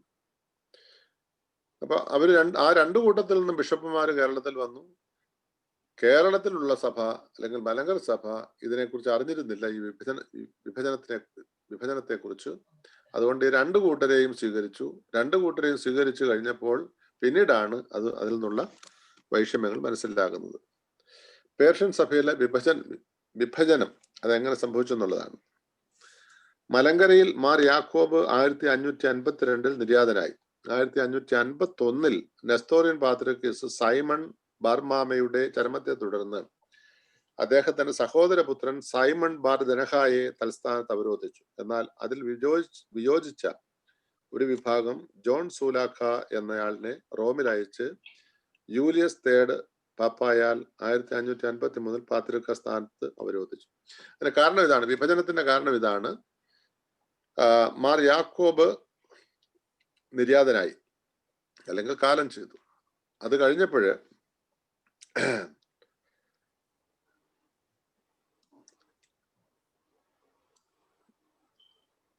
അത് മലങ്കരയിലെ കാര്യമാണ്. 1551 നെസ്തോറിയൻ പാത്രിയർക്കീസ്, അത് ബാബിലോണിലെ കാര്യം പറയുന്നത്, അവിടുത്തെ പാത്രിയർക്കീസ് സൈമൺ ബർമാമ എന്ന അദ്ദേഹം കാലം ചെയ്തു. അത് കഴിഞ്ഞപ്പോഴ് അദ്ദേഹത്തിന്റെ സഹോദരപുത്രനായ സൈമൺ ബർ ദനഹായെ പാത്രിയർക്കീസായിട്ട് ഒരു കൂട്ടര് അവരോധിച്ചു. ആ സമയത്ത് അത് ഇഷ്ടപ്പെടാതെ അതിൽ നിന്ന് അതിനോട് വിയോജിച്ചിട്ട് വേറൊരാളെ, അതായത് ജോൺ സൂലോക്ക എന്ന് പറയുന്ന ആളിനെ തെരഞ്ഞെടുത്ത് റോമിലേക്ക് അയച്ച് പാത്രിയർക്കീസാക്കി ബാബിലോണിൽ കൊണ്ടുവന്നു. അങ്ങനെയാണ് 2 വിഭാഗമായിട്ട് 2ആയിട്ട് ഡിവൈഡ് ചെയ്യാനായിട്ട് കാരണമായത്. ജോൺ സൂലാക്ക കൊല്ലപ്പെടുകയും പകരം അബ്ദീഷോ മെത്രാനെ പാത്രിയർക്ക സ്ഥാനത്ത് അവരോധിക്കുകയും ചെയ്തു. ജോൺ സൂലാക്ക നാട്ടിൽ മടങ്ങി വന്നു. അതിനുശേഷം അദ്ദേഹം കൊല്ലപ്പെടുന്ന ഒരു സംഭവം ഉണ്ടാകുന്നുണ്ട്. അതിനുശേഷം അദ്ദേഹത്തിന് പിൻഗാമിയായിട്ട് അബ്ദീശോ എന്ന് പറയുന്ന ആളിനെ റോമൻ കത്തോലിക്ക സഭയുടെ അനുഭാവിയായി പാത്രികീസ് ആയിട്ട് തിരഞ്ഞെടുത്തു. അബ്ദീശോ മലങ്കരയിലേക്ക് മാർ ജോസഫ്, മാർ ഏലിയാസ് എന്നിവരെ റോം നിയോഗിച്ച് അംബ്രോസ് ബുട്ടിഗേഗും എന്ന ബിഷപ്പും സഹാറ എന്ന വൈദികനും ഒരുമിച്ച് അയക്കപ്പെട്ടു. അബ്ദീശോയാണ് ഇപ്പോൾ ഇവരെ അയക്കുന്നത്. ആ അബ്ദീശോ എന്ന് പറയുന്നത് റോമൻ കത്തോലിക്ക സഭയുടെ ബന്ധമുള്ള പാത്രികീസാണ്. ഇവർ റോമൻ കത്തോലിക്ക സഭയിലെ ബിഷപ്പുമാരായിരുന്നു എങ്കിലും തങ്ങളുടെ പൂർവ്വസഭയോടുള്ള മമതയിൽ തന്നെ ആയിരുന്നു. പൂർവ്വസഭ ഏതാ? പേർഷ്യൻ സഭ. കുറെ കഴിഞ്ഞ് പേർഷ്യൻ സഭയിൽ ചില മാറ്റങ്ങൾ സംഭവിച്ചു. ഒരു കൂട്ടർ റോമൻ കത്തോലിക്ക സഭയുമായുള്ള ബന്ധം ഉപേക്ഷിച്ച് മറ്റേ വിഭാഗം റോമൻ കത്തോലിക്ക സഭയോട് ചേർന്ന് നിൽക്കുകയും ചെയ്തു. അത് നമ്മൾ ആദ്യം പറഞ്ഞത് തന്നെയാണ്, വീണ്ടും അത് പറയുന്നത്. ചില മാറ്റങ്ങൾ സംഭവിച്ചതിന്റെ അടിസ്ഥാനത്തിൽ റോമൻ കത്തോലിക്ക സഭയുമായിട്ടുള്ള ബന്ധത്തിൽ നിന്ന ആളുകൾ തന്നെ ആ ബന്ധം ഉപേക്ഷിച്ചു. എന്നാൽ ഒരു വിഭാഗം റോമൻ കത്തോലിക്ക സഭയോട് ചേർന്ന് നിൽക്കുകയും ചെയ്തു. അബ്ദീശോ പാത്രികീസ് മലങ്കരയിലേക്ക് നിയോഗിച്ച ബിഷപ്പന്മാർ മലങ്കരയിൽ എത്തിയില്ല. അവർ ഗോവയിൽ പോർച്ചുഗീസുകാരുടെ നിയന്ത്രണത്തിൽ കഴിയേണ്ടി വന്നു. ഈ നമ്മൾ മേൽ കണ്ട മാർ ജോസഫ്, മാർ ഏലിയാസ് എന്നിവരെ കുറിച്ചാണ് പറയുന്നത്. നെസ്തോറിയൻ പാത്രികീസ് ആയിരുന്ന സൈമൺ മാർ ദനഹ മലങ്കരയിലേക്ക് അയച്ച ബിഷപ്പിനെ നേരിടുവാൻ പോർച്ചുഗീസുകാർ മാർ ജോസഫിനെ നിയോഗിച്ചു. ഇപ്പം മനസ്സിലാകുന്നുണ്ടല്ലോ, രണ്ട് ഭാഗത്തു നിന്നുള്ള ബിഷപ്പുമാർ വരുന്നുണ്ട്. സൈമൺ ബാർ ദനഹ അയച്ച ബിഷപ്പുമാർ വന്നു, കേരളത്തിൽ വന്നു. അതുപോലെ തന്നെ അബ്ദീശോ അയച്ച ബിഷപ്പുമാരും വരുന്നുണ്ട്. ഈ സൈമൺ ബാർ ദനഹ അയച്ച ബിഷപ്പിനെ നേരിടുവാൻ, അദ്ദേഹത്തോട് എതിരിടുവാനായിട്ട് പോർച്ചുഗീസുകാര് ഈ അബ്ദീശോ അയച്ച മാർ ജോസഫിനെ നിയോഗിക്കുകയാണ്. മാർ ജോസഫിന്റെ പ്രവർത്തനങ്ങൾ നെസ്തോറിയൻ ബിഷപ്പിനെ റോമൻ അനുഭാവിയാക്കി തീർത്തു. അപ്പൊ അവിടെ കേരളത്തിലും അദ്ദേഹത്തെ ആരെയാ സൈമൺ ബാർ ദനഹ അയച്ച പേർഷ്യൻ ബിഷപ്പിനെ റോമൻ കത്തോലിക്ക അനുഭാവിയാക്കി തീർക്കാനായിട്ട് മാർ ജോസഫിന്റെ പ്രവർത്തന ഫലമായിട്ട് സാധിച്ചു എന്ന് പറയുന്നത്. കേരളത്തിൽ മാർ ജോസഫ് മാത്രമായി അവശേഷിച്ചു. ഇവിടെയുള്ള സുറിയാനി ക്രിസ്ത്യാനികളെ കണ്ടപ്പോൾ ലത്തീൻ രീതികൾക്ക് പകരം സുറിയാനി രീതികൾ ആചരിക്കാൻ തുടങ്ങിയതിനാൽ പോർച്ചുഗീസ് അധികാരികൾ മാർ ജോസഫിനെ പോർച്ചുഗലിലേക്ക് കുറ്റാരോപിതനായി അയച്ചുവെങ്കിലും ഏറെ താമസിയാതെ തിരിച്ചെത്തി. അപ്പൊ ഈ ജോസഫ് ഗോവയിൽ നിന്ന് കേരളത്തിൽ വന്നു. സൈമൺ മാർ ദനഹ അയച്ച ബിഷപ്പുമായിട്ട് ഏറ്റുമുട്ടി. അതിനുശേഷം ജോസഫ് കേരളത്തിലെ അധിപതിയായി തീർന്നു. പക്ഷെ അദ്ദേഹം നോക്കിയപ്പോൾ കേരളത്തിലെ സുറിയാനി പാരമ്പര്യവും അവിടുത്തെ രീതികളും കണ്ടപ്പോൾ അദ്ദേഹം അതിനോട് ചേർന്ന് നിന്നു. ഇത് പോർച്ചുഗീസുകാർക്ക് സുഖിച്ചില്ല. അങ്ങനെ അദ്ദേഹത്തെ കുറ്റാരോപിതനാക്കി റോമിലേക്ക് തിരിച്ചയച്ചു, പോർച്ചുഗലിലേക്ക് തിരിച്ചയച്ചു. എന്നാൽ തിരിച്ച് അദ്ദേഹം ഏറെ താമസിയാതെ മടങ്ങി വരുന്നുണ്ട് മാർ ജോസഫ്. ഇതിനകം സൈമൺ ബാർ ദനഹ പാത്രിയർക്കീസ് മാർ അബ്രഹാം എന്ന ഒരു ബിഷപ്പിനെ മലങ്കരയിലേക്ക് അയച്ചു. കുറച്ചു കഴിഞ്ഞ് മാർ ജോസഫ് കൂടുതൽ അധികാരങ്ങളോടുകൂടെ മലങ്കരയിലെത്തി. അപ്പോൾ ഈ സൈമൺ ബാർ ദനഹ അടുത്ത ബിഷപ്പിനെ അയക്കുകയാണ് മാർ അബ്രഹാം. മാർ അബ്രഹാം വന്നപ്പോഴേക്കും മാർ ജോസഫ് പോർച്ചുഗലിൽ പോയി കുറ്റാരോപിതനായിട്ട് പോയിട്ട് തിരിച്ചു വന്നു. അപ്പോൾ കേരളത്തിൽ ഇപ്പോൾ രണ്ട് ബിഷപ്പുമാരാണ്. ഒന്ന് മാർ അബ്രഹാം, അത് നെസ്തോറിയൻ പേർഷ്യൻ സഭയുടെ ബിഷപ്പാണ്. അതുപോലെ തന്നെ മാർ ജോസഫ് റോമൻ കത്തോലിക്ക സഭയുടെ ഭാഗമായി തീർന്ന അതിൻ്റെ ബിഷപ്പായിട്ട്. അങ്ങനെ രണ്ട് ബിഷപ്പുമാരാണ് കേരളത്തിൽ അന്നുണ്ടായിരുന്നത്. മാർ ജോസഫിന്റെ അഭ്യർത്ഥന പ്രകാരം പോർച്ചുഗീസുകാർ മാർ അബ്രഹാമിനെ പിടിച്ച് യൂറോപ്പിലേക്ക് അയച്ചു. രക്ഷപ്പെട്ട് അദ്ദേഹം അബ്ദീശോയുടെ അടുക്കലും പിന്നീട് റോമൻ പോപ്പിന്റെ അടുക്കലും എത്തി പട്ടത്വം പുനരായി സ്വീകരിച്ച് റോമൻ കത്തോലിക്ക സഭയുടെ ബിഷപ്പായി 1568 തിരിച്ചെത്തി. അദ്ദേഹം അതിനേക്കാൾ മിടുക്കനായിരുന്നു.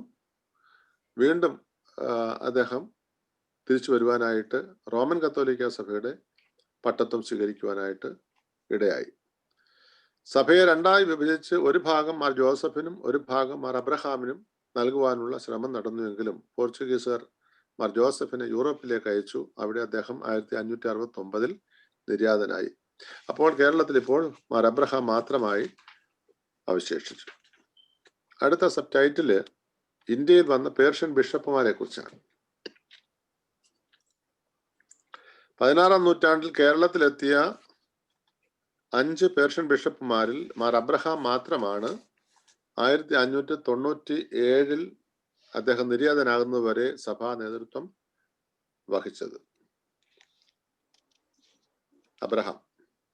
മാർ അബ്രഹാം 1568 റോമൻ പാപ്പായുടെയും അബ്ദീശ പാത്രിക്കസിന്റെയും ആശീർവാദത്തോടെയാണ് ആദ്യം ഗോവയിലും പിന്നീട് കേരളത്തിലും എത്തുന്നത്. അത് നമ്മൾ നേരത്തെ കണ്ടതാണ്. മലങ്കരയിൽ സഭാ നേതൃത്വം നേടിയെടുക്കാൻ കേരളത്തിൽ അന്ന് പ്രവർത്തിച്ചുകൊണ്ടിരുന്ന ജസ്വിത്തരുടെ പിന്തുണ നേടുന്നതിന് വേണ്ടി വൈപ്പിക്കോട്ടയിൽ അവർക്കായി ഒരു ആസ്ഥാനം പണിയുകയുണ്ടായി. ഈ സമയം മാർ സൈമൺ എന്ന ഒരു ബിഷപ്പിനെ നെസ്തോറിയൻ പാത്രിക്കീസ് മലങ്കരയിലേക്ക് അയച്ചു. അദ്ദേഹത്തെയും പോർച്ചുഗീസുകാർ പിടിച്ച് തിരിച്ചയച്ചു. അദ്ദേഹം രാജ്യം വിടുന്നതിന് മുമ്പ് മാർ അബ്രഹാമിനോടും പോർച്ചുഗീസുകാരോടും പടവെട്ടുവാൻ ഒരു വൈദികനെ വികാർ ജനറലായിട്ട് നിയമിച്ചു. എങ്കിലും അതും വിജയിക്കാതെ പോയി. മനസ്സിലാകുന്നുണ്ടെന്ന് ഞാൻ ചിന്തിക്കുകയാണ്. മാർ അബ്രഹാമിന്റെ കാലത്ത് സംഭവിച്ച ചില കാര്യങ്ങളാണ് പറയുന്നത്. അദ്ദേഹം വൈപ്പിക്കോട്ടയിൽ ഒരു ആസ്ഥാനം ഉണ്ടാക്കുന്നതും അതുപോലെ തന്നെ പോർച്ചുഗീസുകാര് എങ്ങനെയെല്ലാം മലങ്കര സഭയെ അവരുടെ കീഴിലാക്കുവാനായിട്ട് ഉള്ള ശ്രമങ്ങൾ നടത്തി എന്നുള്ളതുമാണ് ഈ സമയത്ത് നമ്മൾ മനസ്സിലാക്കുന്നത്. ഈ വൈദികൻ 1596 മാർ സൈമൺ 1599 ലിസ്ബണിൽ വെച്ചും നിര്യാതനായി. മാർ അബ്രഹാമിന് സഹായമായി പകലോമറ്റം കുടുംബത്തിൽ നിന്നുള്ള ഗീവർഗീസ് അർക്കദിയാക്കോൻ എപ്പിസ്കോപ്പൽ പദവിയുള്ള ഭരണപരമായ ചുമതലകൾ വഹിച്ചു വന്നു. അപ്പോൾ കേരളത്തിൽ നിന്നുള്ള തനതായിട്ടുള്ള ഒരു സഭാ നേതാവായിട്ട് നമ്മൾ കാണുന്നത് പകലോമറ്റം കുടുംബത്തിലെ ഗീവർഗീസ് അർക്കദിയാക്കോനാണ്. അദ്ദേഹം മാർ അബ്രഹാമുമായിട്ട് അടുത്ത് പെരുമാറുകയും അബ്രഹാമിന്റെ സഹായിയായിട്ട് ഒരു അസിസ്റ്റന്റ് എപ്പിസ്കോപ്പൽ പദവിയുള്ള ഒരു വ്യക്തിത്വമായിട്ട് മലങ്കരയിൽ പ്രവർത്തിക്കുകയാണ്. മറ്റു സഭകളിൽ നിന്നിതരമായി ഭരണപരമായ അവകാശങ്ങൾ പേർഷ്യൻ സഭയിലും കേരളത്തിലും അർക്കദിയാക്കോൻ ഉണ്ടായിരുന്നു. മറ്റു സഭകളിലൊന്നും കാണാത്ത ഒരു സ്ഥിതിവിശേഷമാണ് അർക്കദിയാക്കോൻ എന്നുള്ള ഒരു പദവി, അല്ലെങ്കിൽ അർക്കദിയാക്കോനുള്ള പദവിക്ക് കൂടുതൽ അധികാരങ്ങളുള്ള ഒരു സ്ഥിതിവിശേഷം മലങ്കര സഭയിലും പേർഷ്യൻ സഭയിലും മാത്രമാണ് ഉള്ളത്. ഇതിന്റെ സമാനമായിട്ടുള്ള ഒന്നാണ് എത്യോപ്യൻ സഭയിലെ ഇച്ചിഗെ എന്ന ഒരു സമ്പ്രദായം.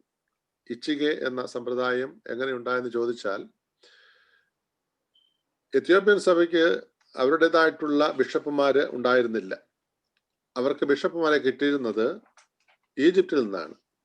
ഈജിപ്തിൽ നിന്ന് ബിഷപ്പുമാര് അവിടെ വരികയും ഭരണം നടത്തുകയും, എന്നാൽ എത്യോപ്യയിലെ തനതായിട്ടുള്ള ഏതെങ്കിലും ഒരു വ്യക്തിയെ ഭരണപരമായ കാര്യങ്ങൾ ഏൽപ്പിക്കുകയും ചെയ്യാറുണ്ടായിരുന്നു. അങ്ങനെയാണ് ഇച്ചിഗെ എന്നുള്ള ഒരു സ്ഥാനനാമം അവിടെ ഉണ്ടാകുന്നത്. അപ്പൊ ഏതാണ്ട് അതുമായിട്ട് ബന്ധപ്പെട്ട ഒരു കാര്യമാണ്. അപ്പൊ ഇവർക്ക് ആത്മീകമായിട്ടുള്ള ചുമതലകളൊന്നുമില്ല. ഈ പറയുന്ന അർക്കദിയാക്കോന് ആത്മീയ ചുമതലകളില്ല, ഭരണപരമായ ചുമതലകളാണ്. അതുപോലെ തന്നെയാണ് ഇച്ചിഗെ എന്ന് പറയുന്ന ആ സ്ഥാനം എത്യോപ്യയിലെ ഭരണപരമായ കാര്യങ്ങൾ മാത്രമേ ചെയ്തിരുന്നുള്ളൂ. ആത്മീയ കാര്യങ്ങൾക്ക് ബിഷപ്പുമാര് ഈജിപ്തിൽ നിന്നാണ് വന്നുകൊണ്ടിരുന്നത്. ഇതേ ഒരു സമ്പ്രദായമാണ് കേരളത്തിലും അന്ന് നമ്മൾ കാണുന്നത്. 1558 ഗോവയിൽ നടന്ന പ്രോവിൻഷ്യൽ യോഗ തീരുമാനപ്രകാരം സഭയിൽ നടപ്പിലാക്കേണ്ട നവീകരണവും ആരാധനാക്രമങ്ങളിൽ ഉണ്ടാകേണ്ട മാറ്റങ്ങളും നടപ്പിൽ വരുത്തുവാൻ വൈപ്പിക്കോട്ട സെമിനാരി അധ്യാപകനായിരുന്ന ഫ്രാൻസിസ് റോസ് എന്ന വൈദികനെ ബിഷപ്പിന്റെ സഹായിയായി നിയമിച്ചു. അപ്പോൾ നമ്മളിവിടെ കാണുന്നുണ്ട് മാർ അബ്രഹാം എന്ന് പറയുന്ന ബിഷപ്പ്, അദ്ദേഹം റോമൻ കത്തോലിക്ക വൈദികനായി ബിഷപ്പായിട്ട് പട്ടമേറ്റ് കേരളത്തിൽ വന്ന് കഴിയുന്നു. അദ്ദേഹത്തോടൊപ്പം ഗീവർഗീസ് അർക്കദിയാക്കോനുണ്ട്. ഈ സമയത്ത് തന്നെ ഈ റോമൻ സഭാ രീതികളൊക്കെയും മലങ്കരയിൽ കൊണ്ടുവരാനായിട്ട് ഫ്രാൻസിസ് റോസ് എന്ന വൈദികനെ ഈ ബിഷപ്പിന്റെ സഹായിയായിട്ട് നിയമിക്കുന്നു. ഇദ്ദേഹം മലങ്കരയിൽ നിന്ന് നെസ്തോറിയൻ പാരമ്പര്യം പൂർണ്ണമായി ഇല്ലാതാക്കാൻ ശ്രമിച്ചു. 1599 ശേഷം മലങ്കരയിലെ ആദ്യത്തെ പോർച്ചുഗീസ് മേൽപ്പട്ടക്കാരനായി ഫ്രാൻസിസ് റോസ് സേവനമനുഷ്ഠിക്കുന്നതായിട്ടും കാണാം. 1599 പ്രത്യേകത എന്താണ്? ഉദയം പേരു സുന്നഹദോസ്.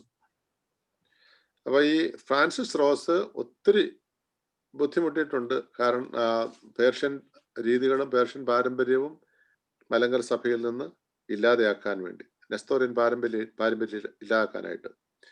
ആ ആള് തന്നെയാണ് പിന്നീട് മേൽപ്പട്ടക്കാരനായിട്ട് സേവനമനുഷ്ഠിക്കുന്നത്. മാർ അബ്രഹാമിന്റെ നിസ്സഹകരണം പല കാര്യത്തിലും പോർച്ചുഗീസുകാരെ പ്രകോപിതരാക്കി. നമ്മൾ കണ്ടല്ലോ, അബ്രഹാം കേരളത്തിൽ വന്നപ്പോൾ കേരളത്തിലെ സുറിയാനി പാരമ്പര്യവും പേർഷ്യൻ സഭാ രീതികളും കണ്ടപ്പോൾ അതിനോട് ചേർന്ന് അദ്ദേഹം നിന്നു. ഇത് പോർച്ചുഗീസുകാർക്ക് ബുദ്ധിമുട്ടുണ്ടാക്കി. ഈ സമയത്താണ് അലക്സിസ് ടി മെനസിസ് എന്ന ഒരു യുവ ആർച്ച് ബിഷപ്പിനെ റോമൻ കത്തോലിക്ക സഭ ഇന്ത്യയിലേക്ക് നിയമിക്കുന്നത്. അദ്ദേഹമാണ് ഉദയം പേരു സുന്നഹദോസിന്റെ സൂത്രധാരൻ. ഈ അലക്സിസ് ടി മെനസിസ് ആണ് മലങ്കര സഭയ്ക്ക് ഇത്രമാത്രം ദോഷവും ഇത്രമാത്രം ഉപദ്രവവും ചെയ്ത ഒരു ആർച്ച് ബിഷപ്പ്. അന്നുണ്ടായിരുന്ന ആരാധനാ പുസ്തകങ്ങളും ചരിത്ര പുസ്തകങ്ങളും രേഖകളും എല്ലാം നശിപ്പിച്ചത് ഈ മനുഷ്യനാണ്. ഈ അലക്സിസ് ടി മെനസിസ് എന്ന റോമൻ കത്തോലിക്ക ആർച്ച് ബിഷപ്പാണ്. വളരെ പ്രായം കുറഞ്ഞ 35 വയസ്സ് മാത്രമുള്ള ഒരു ആർച്ച് ബിഷപ്പ്.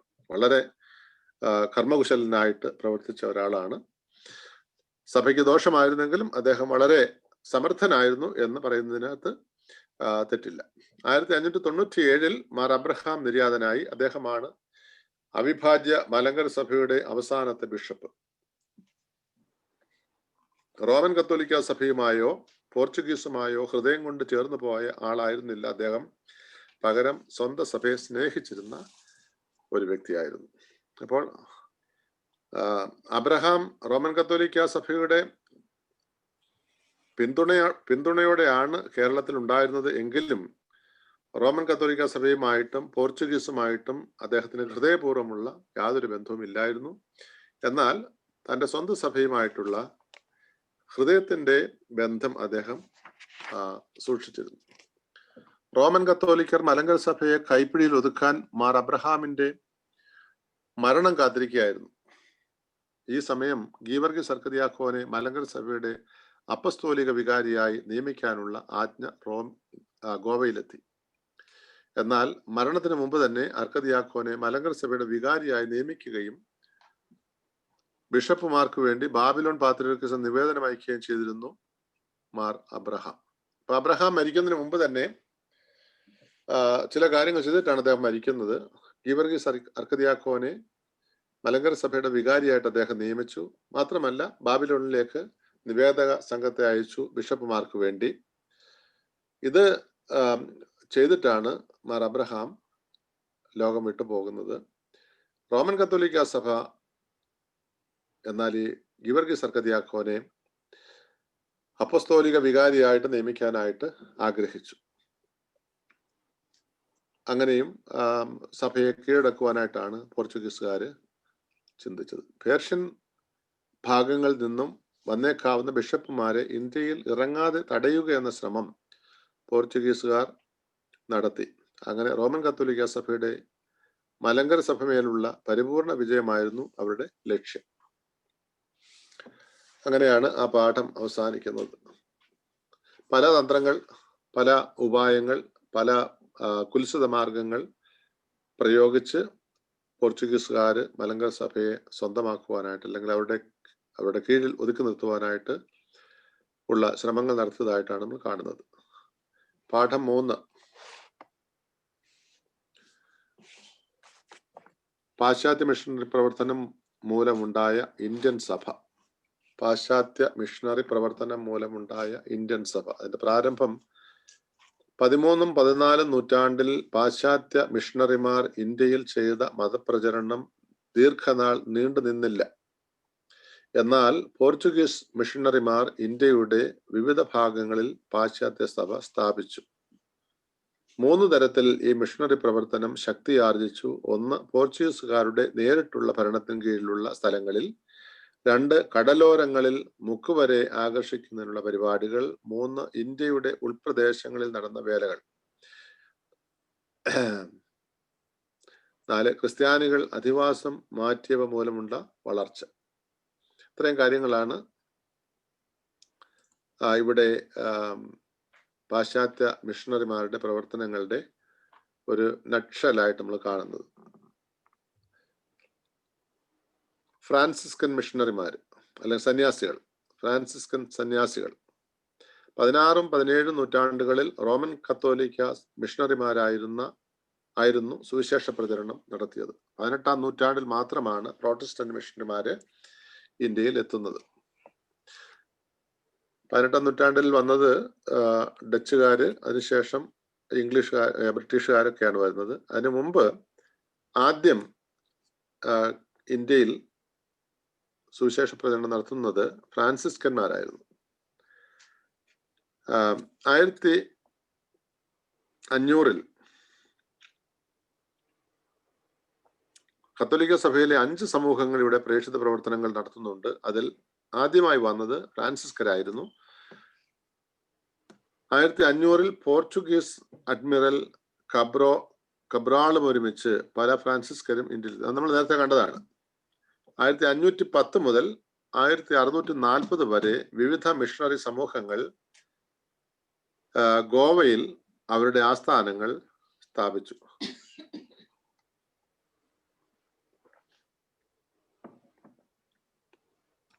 കൊച്ചിയിലായിരുന്നു ആദ്യം ആരംഭിച്ചത്. കൊച്ചി രാജാവിന്റെ ആനുകൂല്യങ്ങൾ ഉണ്ടായിരുന്നതിനാൽ കൊച്ചിയിൽ അവർ കോട്ട സ്ഥാപിച്ചു. സുറിയാനി ക്രിസ്ത്യാനികളുടെ കേന്ദ്രങ്ങളായിരുന്ന കൊടുങ്ങല്ലൂരും കൊല്ലത്തും കോട്ടകൾ സ്ഥാപിച്ചു. ഗോവയിലും ചുറ്റുമുള്ള ദ്വീപുകളിലും വലിയൊരു പങ്ക് ജനങ്ങളും ക്രിസ്തുമതം സ്വീകരിച്ചു. ഇപ്പൊ ഫ്രാൻസിസ്കൻ സന്യാസിമാർ ചെയ്ത കാര്യങ്ങളാണ്. അവർക്ക് അനുകൂലമായി നിന്നത് കൊച്ചി രാജാവാണ്.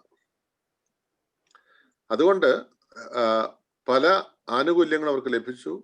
അതുകൊണ്ട് അവര് കൊച്ചിയിലും അതുപോലെ തന്നെ കൊടുങ്ങല്ലൂരും കൊല്ലത്തുമെല്ലാം കോട്ടകൾ സ്ഥാപിച്ചു. മാത്രമല്ല ഗോവയിലും അതിന് ചുറ്റുപാടുമുള്ള ദ്വീപുകളിലും അവർ സുവിശേഷം അറിയിച്ചു. അനേകം ആളുകൾ റോമൻ കത്തോലിക്ക സഭയുടെ അംഗങ്ങളായിട്ട് ചേർന്നു.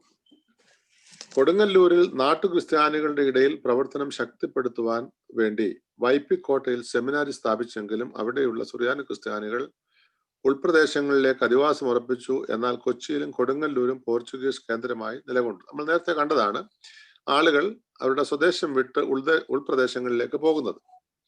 ഈ വൈപ്പിക്കോട്ട സെമിനാരി കൊണ്ട് പ്രയോജനമുണ്ടായില്ല. എങ്കിലും കൊച്ചിയും കൊടുങ്ങല്ലൂരും ഒക്കെ പോർച്ചുഗീസ് കേന്ദ്രങ്ങളായിട്ട് അവശേഷിച്ചു. കൊല്ലത്ത് ഫ്രാൻസിസ്കൻ മിഷണറിമാർ പ്രവർത്തനങ്ങൾ തുടങ്ങിയപ്പോൾ അവിടെയും സുറിയാനി ക്രിസ്ത്യാനികൾ ഉൾപ്രദേശങ്ങളിലേക്ക് മാറിപ്പോയി. തോമാസ് ലീഗ സ്ഥാപിച്ച കൊല്ലത്തെ ഒരു ദേവാലയമൊക്കെ ഉണ്ടെന്നാണല്ലോ നമ്മൾ ചരിത്രം പഠിക്കുന്നത്. എന്നാൽ സുറിയാനി ക്രിസ്ത്യാനികൾ അവിടുന്ന് സ്ഥലം വിട്ടു പോവുകയാണ് ചെയ്തത്.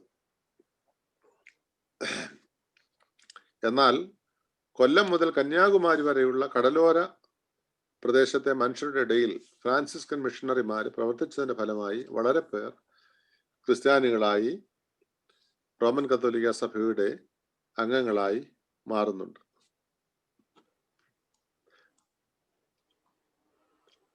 ഫ്രാൻസിസ് സേവ്യർ ചെയ്ത പ്രേക്ഷിത പ്രവർത്തന ഫലമായി മിക്കവാറും ഒന്നടങ്കം ആളുകൾ ആ പ്രദേശങ്ങളിൽ ക്രിസ്തുമതത്തിലേക്ക് തിരിഞ്ഞു. അപ്പോൾ കൊല്ലം മുതൽ കന്യാകുമാരി വരെയുള്ള കാര്യമാണ്. ജസ്വിത്തരും അവിടെ വേല ആരംഭിച്ചു. ഫ്രാൻസിസ്കരും ജസ്വിത്തരും തമ്മിൽ സംഘർഷമുണ്ടാകാതിരിക്കാൻ 1601 ഗോവയിലെ വൈസ്രോയി കൊല്ലത്തിന് തെക്കുള്ളവർക്ക് തെക്കുള്ള പ്രദേശങ്ങൾ ജസ്വിത്തർക്കും വടക്കൻ പ്രദേശങ്ങൾ ഫ്രാൻസിസ്കർക്കും വീതിച്ചു നൽകി. അപ്പം ഫ്രാൻസിസ്കരുടെ കൂടെ ഏതാണ്ട് 17ആം നൂറ്റാണ്ടിന്റെ ആരംഭത്തിൽ ജസ്വിത്തർ വരുന്നു, ജസ്യൂട്ട്സ്. അപ്പൊ അവർ തമ്മിലുള്ള പ്രശ്നങ്ങൾ എല്ലാം റോമൻ കത്തോലിക്ക സഭയുടെ ഭാഗമാണെങ്കിലും ഈ സമൂഹങ്ങൾ തമ്മിൽ പരസ്പരമുള്ള വൈരാഗ്യങ്ങൾ ഉണ്ടായിരുന്നു. അതുകൊണ്ട് അങ്ങനെയുള്ള സംഘർഷങ്ങൾ ഒഴിവാക്കാനായിട്ട് ഗോവയിലെ വൈസ്രോയി ചെയ്തൊരു കാര്യമാണ് കൊല്ലത്തിന് തെക്കോട്ടുള്ള സ്ഥലങ്ങൾ ജസ്വിറ്റ്സിന് കൊടുത്തു, ജസ്വിത്തർക്ക് കൊടുത്തു. കൊല്ലത്ത് നിന്ന് വടക്കോട്ടുള്ള സ്ഥലങ്ങൾ ഫ്രാൻസിസ്കൻസിന് കൊടുത്തു, അല്ലെ? അടുത്ത ഒരു sub ടൈറ്റിലാണ് ജസ്വിത്തരുടെ Aagamanam. 1540 society of Jesus എന്ന ജസ്വിറ്റ് സമൂഹം സ്ഥാപിതമായി. കേരളത്തിലല്ല, റോമിലെ കാര്യം പറയുന്നത്. 1541 ഫ്രാൻസിസ് സേവ്യർ ഇന്ത്യയുടെയും കിഴക്കൻ പ്രദേശങ്ങളുടെയും പ്രതിനിധിയായി നിയോഗിതനായി. 1542 അദ്ദേഹം ഗോവയിലെത്തിയതിനെ തുടർന്ന് ഇന്ത്യയിൽ ജസ്വിറ്റരുടെ വേല ആരംഭിച്ചു. ഫ്രാൻസിസ് സേവ്യർ മൈലാപ്പൂരിലും നാഗപട്ടണത്തും നടന്ന മതപ്രചരണത്തിൽ ഓഗസ്റ്റീനിയർ, ഡൊമിനിക്കൻ, ഫ്രാൻസിസ്കൻ, ജസ്വിത്തർ എന്നീ 4 സമൂഹങ്ങളിൽപ്പെട്ടവരും പങ്കുകൊണ്ടു. 1606 മൈലാപ്പൂർ മാർത്തോമാ ശ്ലീഹായുടെ പേര് വഹിക്കുന്ന ഒരു ഭദ്രാസനമായി വളർന്നു. എങ്കിലും 1639 ഇംഗ്ലീഷുകാർ മദ്രാസിൽ സെന്റ് ജോർജ് കോട്ട പണിതതിനു ശേഷം മദ്രാസ് മൈലാപ്പൂരിനേക്കാൾ പ്രസിദ്ധി ആർജിച്ചു. അതവിടുത്തെ രാഷ്ട്രീയ ഒരു പൊളിറ്റിക്കൽ ഹിസ്റ്ററിയുമായിട്ട് ബന്ധപ്പെട്ട കാര്യങ്ങളാണ്. എങ്കിലും ചർച്ച് ഹിസ്റ്ററിയുമായിട്ട് അതിന് ബന്ധമുണ്ട്. അപ്പോൾ മൈലാപ്പൂരിന്റെ പ്രാധാന്യം കുറഞ്ഞു, മദ്രാസ് പ്രാധാന്യം അത് കുറച്ചുകൂടി പ്രാധാന്യം കിട്ടി. അതെങ്ങനെയാണെന്ന് ചോദിച്ചാല് ഇംഗ്ലീഷുകാര് മദ്രാസിൽ ഒരു കോട്ട, സെന്റ് ജോർജ് കോട്ട പണിതതിനെ തുടർന്നാണ് മദ്രാസ് പ്രസിദ്ധി ആർജിച്ചത്. കർണാടകത്തിന്റെ തീരപ്രദേശങ്ങളിലും പോർച്ചുഗീസ് കോട്ടകൾ സ്ഥാപിച്ചു. അറബികളിൽ നിന്നും കടൽ കൊള്ളക്കാരിൽ നിന്നുമുള്ള സംരക്ഷണം തീരദേശവാസികൾക്ക് ലഭിക്കാൻ ഇത് കാരണമായി. മംഗലാപുരം കൈവശമാക്കി പള്ളികളും മറ്റും പണിത് വേല വിപുലപ്പെടുത്തിയെങ്കിലും 1563 1567 ഇടയ്ക്ക് ഇക്കേരിയിലെ നായക് ഈ കോട്ടകൾ പിടിച്ചെടുക്കുകയും വിദേശികളായ വൈദികരെ ഓടിച്ചു കളയുകയും ചെയ്തു എന്ന് കാണാം. ഇപ്പൊ കർണാടക തീരപ്രദേശങ്ങളിലുള്ള പ്രേക്ഷിത പ്രവർത്തനത്തെ കുറിച്ചാണ് പറഞ്ഞത്. അവിടെയും സാധാരണ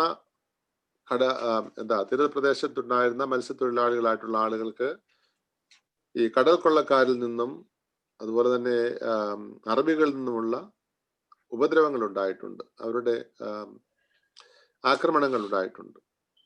അപ്പൊ അവർക്ക് അവരെ നേരിടുവാനായിട്ടുള്ള കഴിവില്ലായിരുന്നു. അതുകൊണ്ട് പോർച്ചുഗീസുകാരുടെ സഹായം അവരഭ്യർത്ഥിക്കുകയും അല്ലെങ്കിൽ ആ രീതിയിൽ പോർച്ചുഗീസുകാരുമായിട്ട് ബന്ധപ്പെടുകയും ചെയ്തു. അതുകൊണ്ട് അത് മുതലെടുത്തുകൊണ്ട് പോർച്ചുഗീസുകാര് കർണാടകത്തിന്റെ തീരപ്രദേശങ്ങളിലൊക്കെ പള്ളികളും അതുപോലെയുള്ള സ്ഥാപനങ്ങളൊക്കെ സ്ഥാപിച്ചു. അതങ്ങനെ മുന്നോട്ട് കൊണ്ടുപോയി. എന്നാൽ ഇവിടെ പറയുന്ന ഇക്കേരിയിലെ നായക് എന്ന ഒരു ഭരണാധികാരി കോട്ടകൾ പിടിച്ചെടുത്തു, വിദേശികളായ വൈദികരെയൊക്കെയും ഓടിച്ചു കളഞ്ഞു. അങ്ങനെ പൂർണ്ണമായിട്ടും കർണാടക തീരങ്ങളിൽ നിന്നുള്ള വൈദികരും മറ്റും അവിടെ നിന്ന് ഒഴിഞ്ഞു പോകേണ്ടതായിട്ട് വന്നു. പോർച്ചുഗീസ് മിഷണറിമാർ ഇന്ത്യൻ മഹാസമുദ്രത്തിന്റെ ഭാരതീയ തീരദേശത്തെ മതപ്രചരണം പരിപാടി ഇൻഡസ് നദി വരെയും വികസിപ്പിച്ചു. എങ്കിലും പല സ്ഥലങ്ങളിലും എതിർപ്പുകൾ നേരിട്ടതിനാൽ 16-17 നൂറ്റാണ്ടുകളിൽ ഈ പ്രദേശങ്ങളിൽ സഭ കാര്യമായി വളർന്നില്ല. അപ്പോൾ ഒരുപാട് എതിർപ്പുകൾ രാഷ്ട്രീയപരമായിട്ട് നേരിടേണ്ടി വന്നതുകൊണ്ടാണ് അവർക്ക് കാര്യമായിട്ട് ക്രിസ്ത്യാനിറ്റി വളർത്തുവാനും വികസിപ്പിക്കുവാനും സാധിക്കാതെ പോയത്. പക്ഷെ ഈ ഫ്രാൻസിസ്കൻ മിഷണറിമാരും അതുപോലെ തന്നെ ജസ്യൂട്ട് മിഷണറിമാരും ഒരുപാട് പ്രവർത്തനങ്ങൾ കേരളത്തിൽ ചെയ്തിട്ടുണ്ട്. അത് ക്രിസ്ത്യാനിറ്റി എന്നുള്ളതിനേക്കാൾ ഉപരിയായിട്ട് റോമൻ കത്തോലിക്ക സഭയുടെ ആധിപത്യം അല്ലെങ്കിൽ ക്രിസ്ത്യാനികളാകുന്നവര് റോമൻ കത്തോലിക്ക സഭയുടെ അംഗമായി തന്നെ ആകണമെന്നുള്ള ആഗ്രഹമായിരുന്നു നമുക്കുണ്ടായിരുന്നത്. അടുത്ത ഒരു സബ് ടൈറ്റിലാണ് ഫ്രാൻസിസ് സേവ്യർ. ഒരു വളരെ പ്രധാനപ്പെട്ട ഒരു മിഷണറിയാണ് അദ്ദേഹം. ഇന്ത്യയിലെ മിഷണറി പ്രവർത്തനങ്ങളിൽ ജസ്വിത്തരുടെ വേല കാര്യക്ഷമമാക്കി തീർത്ത ഒരു പ്രധാന വ്യക്തിയാണ് ഫ്രാൻസിസ് സേവ്യർ. 1542 മുതൽ 1553 വരെ അദ്ദേഹം പ്രവർത്തിച്ചിരുന്നു എന്ന് കാണുവാൻ സാധിക്കും. ജസ്വിത്ത് സമൂഹ സ്ഥാപകനായ ഇഗ്നാത്യോസ് ലയോളയോടൊപ്പം 11 വർഷം അദ്ദേഹം ജീവിച്ചതിന് ശേഷമാണ് ഇന്ത്യയിലേക്ക് അദ്ദേഹം നിയോഗിതനാകുന്നത്. അങ്ങനെ ഇന്ത്യയിലേക്ക് അപ്പോയിന്റ്മെന്റ് കിട്ടി. അദ്ദേഹം കേരളത്തിൽ വന്നു. തിരുവിതാംകൂറിന്റെ തീരപ്രദേശങ്ങളിൽ മുക്കുവരുടെ ഇടയിലാണ് അദ്ദേഹം പ്രധാനമായിട്ടും പ്രവർത്തിച്ചത്. ആ ഭാഗങ്ങളിലുള്ള ലത്തീൻ പാരമ്പര്യം, ആ ഭാഗങ്ങളിലെല്ലാം ലത്തീൻ പാരമ്പര്യം പ്രചരിപ്പിച്ച് സുസ്ഥിരമാക്കിയ ആളാണ് ഫ്രാൻസിസ് സേവ്യർ. പിന്നീട് അദ്ദേഹം മലാക്കായിൽ സുവിശേഷ പ്രചരണത്തിനായിട്ട് പോയി. തിരികെ ഇന്ത്യയിൽ വന്നു. ഏതാനും മാസങ്ങൾക്ക് ശേഷം ജപ്പാനിൽ പോയി. തിരികെ അദ്ദേഹം വീണ്ടും ഇന്ത്യയിൽ വന്ന് യൂറോപ്പിലേക്ക് മടങ്ങുകയും ചെയ്തതായിട്ട് കാണും. ഒരുപാട് യാത്രകൾ ചെയ്യുകയും പല രാജ്യങ്ങൾ സന്ദർശിക്കുകയും ഒരുപാട് മതപ്രചരണം നടത്തി റോമൻ കത്തോലിക്ക സഭയ്ക്ക് വേണ്ടി ആളുകളെ സഭയിൽ ചേർക്കുകയും ചെയ്ത ആളാണ് ഫ്രാൻസിസ് സേവ്യർ. മിഷണറി പ്രവർത്തനത്തോടൊപ്പം തന്നെ വിദ്യാഭ്യാസ പ്രവർത്തനങ്ങളിലും അദ്ദേഹം ഉത്സാഹം കാണിച്ചു. സാധുക്കളെ സ്നേഹിച്ച് വിദ്യാഭ്യാസത്തിലൂടെ അവരുടെ ഉന്നമനത്തിനായിട്ട് യത്നിച്ചയാളായിരുന്നു ഫ്രാൻസിസ് സേവ്യർ. അദ്ദേഹത്തെ ഇതര ക്രൈസ്തവ സമൂഹങ്ങളും വളരെ ആദരവോടെ കാണുന്നുണ്ട്. നമ്മളായാലും ഫ്രാൻസിസ് സേവ്യർ എന്ന് പറഞ്ഞാൽ, അല്ലെങ്കിൽ ഗോവയിലുള്ള അദ്ദേഹത്തിന്റെ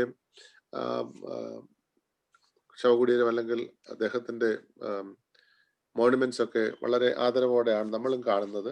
എല്ലാവരും അദ്ദേഹത്തെ ബഹുമാനിക്കുന്ന ഒരാളാണ്. കാരണം മിഷണറി പ്രവർത്തനങ്ങളുടെ കൂടെ തന്നെ സാധുക്കളെ സ്നേഹിക്കുകയും അതുപോലെ വിദ്യാഭ്യാസ പ്രവർത്തനങ്ങൾ നടത്തുകയും ചെയ്ത ആളെന്നുള്ള നിലയിൽ അദ്ദേഹത്തിന് കൂടുതൽ ആദരവ് ലഭിച്ചിട്ടുണ്ട്. അടുത്തൊരു സബ്ടൈറ്റിലാണ് റോബർട്ട് ഡിനോബിലി.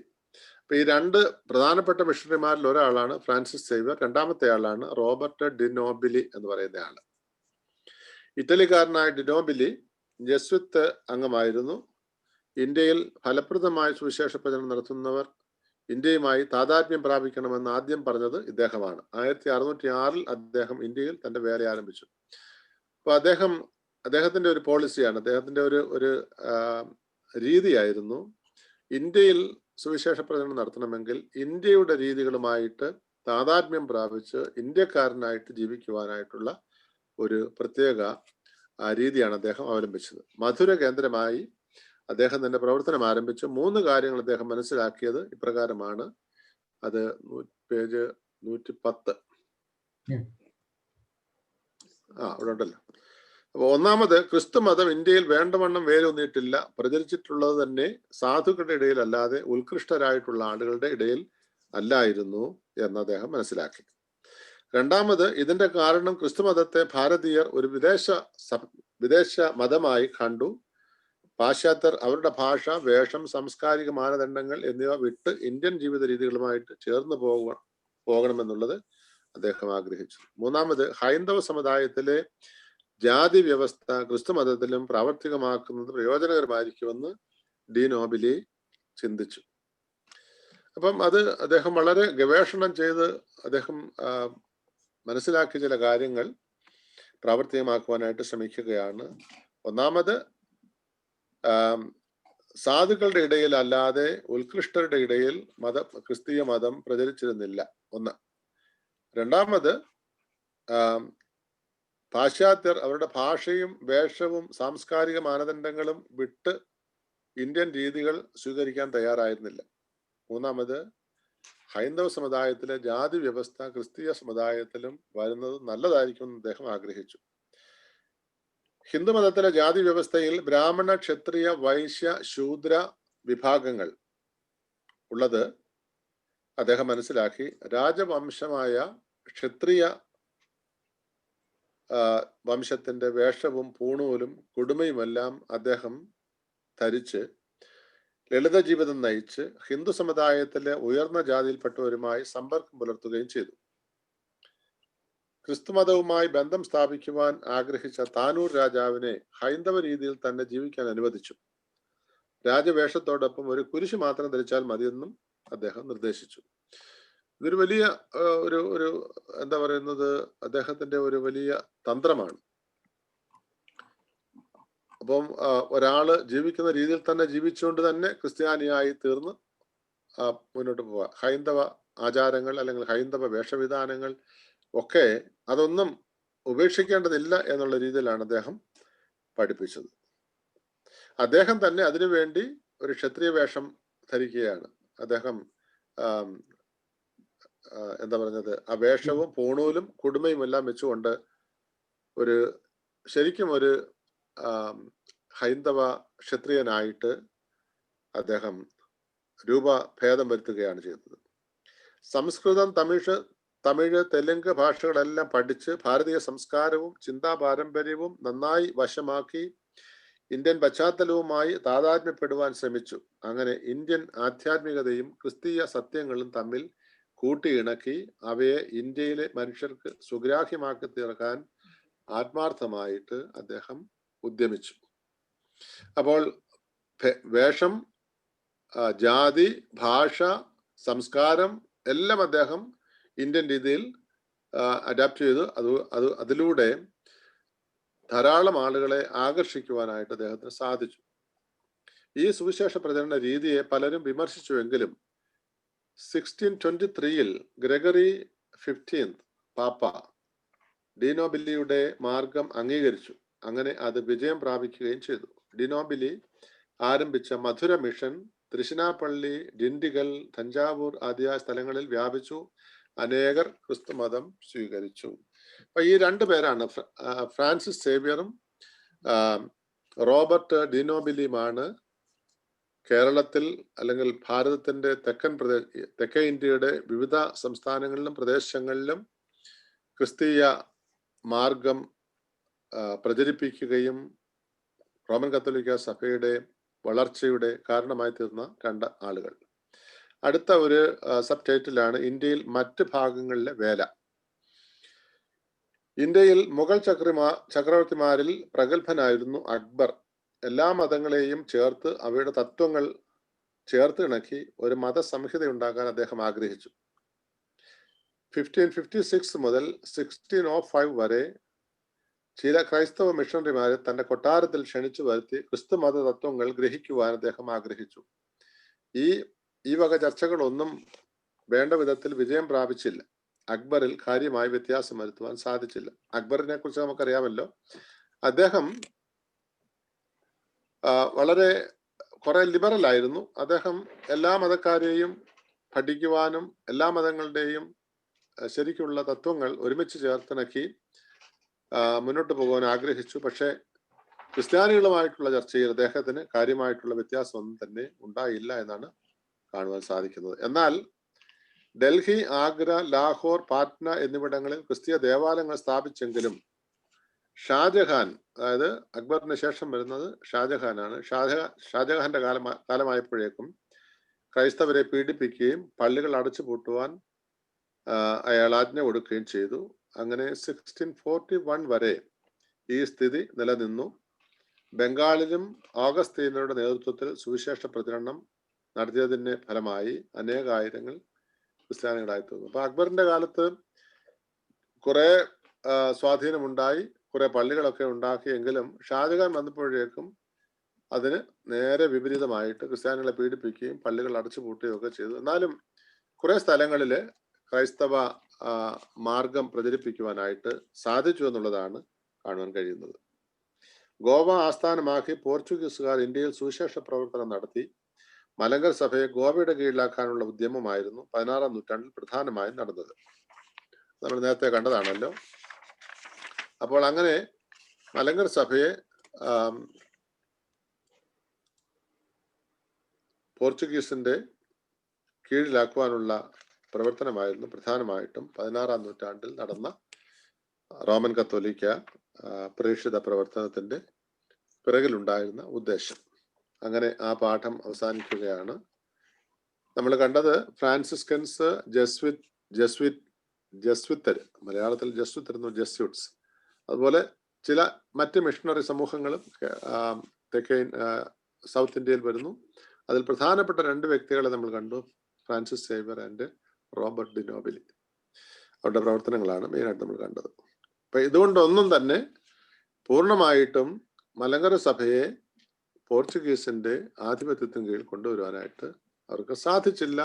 അത്രമാത്രം ജാത്യാഭിമാനികളും സഭാസ്നേഹികളും വിശ്വാസധീരന്മാരുമായിരുന്നു മലങ്കര നസ്രാണികൾ എന്ന് ഇതിൽ നമുക്ക് മനസ്സിലാക്കുവാൻ കൂടി സാധിക്കും.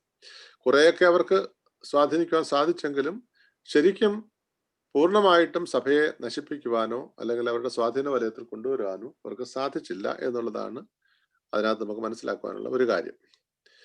പാഠം 4. 16, 17, 18 നൂറ്റാണ്ടുകളിൽ കേരളത്തിന്റെ രാഷ്ട്രീയ സ്ഥിതി. നേരത്തെ പറഞ്ഞല്ലോ, നമ്മൾ ചർച്ച് ഹിസ്റ്ററി പഠിക്കുമ്പോൾ പൊളിറ്റിക്കൽ ഹിസ്റ്ററിയും അതിനകത്ത് ചേർന്ന് വരുന്ന ഒരു കാര്യമാണ്. അപ്പോൾ 1498 വാസ്കോ ഡി ഗാമ കേരളത്തിലെത്തുമ്പോൾ ഐക്യം നഷ്ടപ്പെട്ട അവസ്ഥയായിരുന്നു. അതിനുശേഷം ഇന്ത്യ സ്വാതന്ത്ര്യം പ്രാപിക്കുന്നത് വരെയും വിദേശ ശക്തികളുടെ അധീനതയിലായിരുന്നു. പോർച്ചുഗീസുകാർ കൊച്ചിയെ സ്വാധീനിച്ച വിധം.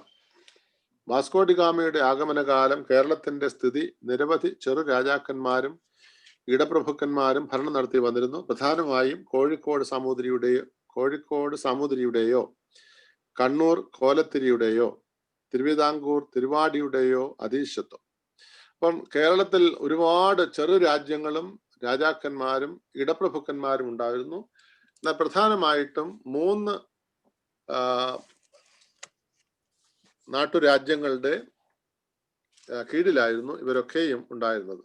ഒന്നുകിൽ കണ്ണൂരെ കോലത്തിരി, കോഴിക്കോട്ടെ സാമൂതിരി, അല്ലെങ്കിൽ തിരുവിതാംകൂറിലെ തിരുവാടി. ആ സമയത്ത് കൊച്ചി രാജ്യം വളർച്ച പ്രാപിച്ചില്ല എന്ന് ഈ പറയുന്ന 3നോട് തുല്യമായിട്ട് വളർന്നിട്ടില്ലായിരുന്നു എന്നും കാണുവാൻ സാധിക്കും. സാമൂതിരി പോർച്ചുഗീസുകാരെ അംഗീകരിച്ചില്ല. അതേസമയം സാമൂതിരിയുമായിട്ട് സൗഹാർദ്ദം ഇല്ലാതിരുന്ന കൊച്ചി രാജാവ് സാമൂതിരിയോടുള്ള വൈരാഗ്യം മുതലെടുക്കുവാൻ പോർച്ചുഗീസുകാരുടെ സഖ്യം നേടിയെടുക്കുന്നു. അപ്പൊ നമ്മൾ മനസ്സിലാക്കുന്നത് ഇവർ തമ്മിൽ ഐക്യമില്ലായിരുന്നു. സാമൂതിരിയും കോലത്തിരിയും തിരുവാടിയും അങ്ങനെ പലരും അങ്ങനെ അങ്ങോട്ടും ഇങ്ങോട്ടുമുള്ള ഐക്യമില്ലാതിരുന്നത് കൊണ്ട് പോർച്ചുഗീസുകാര് അത് മുതലെടുക്കുകയാണ്. നാട്ടുരാജാക്കന്മാർ തമ്മിലുണ്ടായിരുന്ന ഈ ഐക്യമില്ലായ്മ പോർച്ചുഗീസുകാർക്ക് വളരെ സഹായമായി. അവർ 1.5 നൂറ്റാണ്ട് കാലം ഭരണം നടത്തി. ഇത് സുറിയാനി ക്രിസ്ത്യാനികളെ സാരമായി ബാധിച്ചു. പുരാതന ക്രിസ്ത്യാനികൾ ഏറിയ പങ്കും കൊച്ചി രാജാവിന്റെയും അദ്ദേഹത്തിനോടൊപ്പം നിന്ന ഉപരാജാക്കന്മാരുടെയും അതിർത്തിക്കുള്ളിലായിരുന്നു. അവരെ സംരക്ഷിക്കുവാൻ ചുമതലയുണ്ടായിരുന്ന കൊച്ചി രാജാവ് പോർച്ചുഗീസുകാരുമായിട്ട് കൂട്ടുകൂടിയിരുന്നതിനാൽ കേരളത്തിൽ സുറിയാനി പാരമ്പര്യം നീക്കി ലത്തീൻ പാരമ്പര്യം പ്രചരിപ്പിക്കാൻ ശ്രമിച്ച പോർച്ചുഗീസുകാർക്ക് എതിരായി രാജാവിൽ നിന്ന് ലഭിക്കേണ്ട സംരക്ഷണം സുറിയാനിക്കാർക്ക് ലഭിച്ചില്ല. മനസ്സിലായി കാണുമെന്ന് ഞാൻ വിചാരിക്കുന്നു. കൊച്ചി രാജാവിന്റെ ഭരണസീമയിലായിരുന്നു കൂടുതലും സുറിയാനി ക്രിസ്ത്യാനികൾ ഉണ്ടായിരുന്നത്. അവർക്ക് പോർച്ചുഗീസുകാരിൽ നിന്നുള്ള സംരക്ഷണം ലഭിക്കേണ്ടതാണ് രാജാവിൽ നിന്ന്. എന്നാൽ രാജാവ് പോർച്ചുഗീസുകാരുടെ കൂട്ടുകാരനായപ്പോഴേക്കും ലഭിക്കേണ്ട സംരക്ഷണം ലഭിച്ചില്ലെന്ന് മാത്രമല്ല, പോർച്ചുഗീസുകാരുടെ അവരുടെ നയങ്ങളൊക്കെയും അവിടെ പ്രചരിപ്പിക്കുവാനായിട്ട് അവർക്ക് വളരെ എളുപ്പവുമായി തീർന്നു. അടുത്ത ഡച്ചുകാരുടെ ആധിപത്യമാണ്. 1604 ഡച്ചുകാർ അവർ വരുന്നത് ഹോളണ്ടിൽ നിന്നാണ്. കോഴിക്കോട്ടെത്തി കൊച്ചി രാജാവിനോടുള്ള പക തീർക്കാൻ കാത്തിരുന്ന കോഴിക്കോട് സാമൂതിരി ഡച്ചുകാരെ കൂടെ കൂട്ടി. 54 വർഷങ്ങൾക്ക് ശേഷം കേരളം ആകമാനം ഡച്ചുകാരുടെ അധീനതയിലായി. പോർച്ചുഗീസുകാരുടെ എല്ലാ സ്ഥാപനങ്ങളും ഡച്ചുകാർ പിടിച്ചെടുത്തു. പോർച്ചുഗീസുകാരെ തുരത്തി. ഇതൊക്കെ നമ്മൾ വളരെ പെട്ടെന്ന് വായിച്ചു പോകേണ്ട കാര്യങ്ങളേ ഉള്ളൂ. അപ്പം പോർച്ചുഗീസുകാരുടെ ആധിപത്യം അവസാനിക്കുകയാണ് ഏതാണ്ട് 1658 ആകുമ്പോഴേക്കും. അവരെ പൂർണ്ണമായിട്ടും കേരളത്തിൽ നിന്ന് തുരത്തുകയാണ്. മാത്രമല്ല, പോർച്ചുഗീസുകാരുടെ എല്ലാ സ്ഥാപനങ്ങളും ഡച്ചുകാർ പിടിച്ചെടുക്കുന്നുണ്ട്.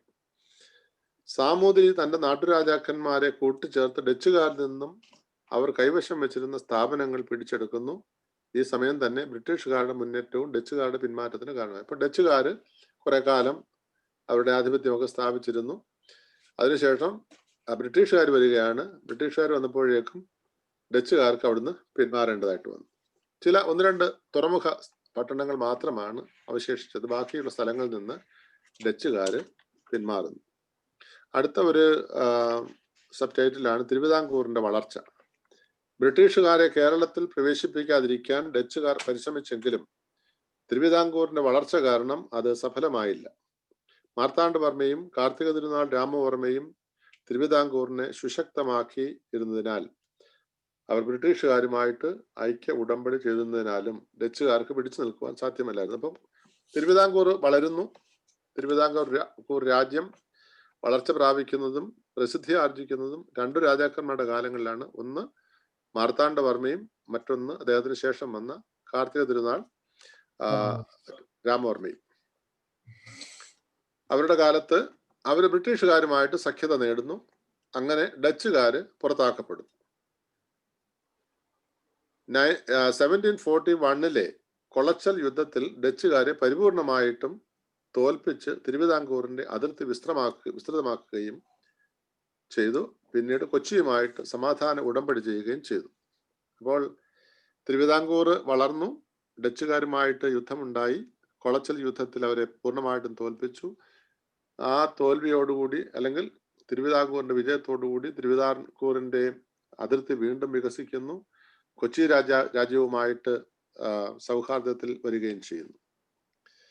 മാർത്താണ്ഡവർമ്മയുടെ പിൻഗാമിയായി വന്ന പ്രഗത്ഭനും സമർത്ഥനുമായ ഭരണകർത്താവായിരുന്നു കാർത്തിക തിരുനാൾ. അദ്ദേഹത്തിന്റെ കാലത്ത് ടിപ്പു സുൽത്താൻ ആക്രമണം നടത്തിയെങ്കിലും ബ്രിട്ടീഷ് ഈസ്റ്റ് ഇന്ത്യ കമ്പനിയുമായിട്ട് ഉള്ള സഖ്യം ടിപ്പുവിനെ മൈസൂറിലേക്ക് തിരിച്ചോടിക്കാൻ സഹായമായി. 18ാം നൂറ്റാണ്ടിന്റെ അവസാനമായപ്പോഴേക്കും ബ്രിട്ടീഷുകാർ കേരളത്തിൽ ആധിപത്യം സ്ഥാപിച്ചു. ഈ സമയത്ത് തന്നെയാണ് ടിപ്പു സുൽത്താന്റെ ആക്രമണം ഉണ്ടാകുന്നത്.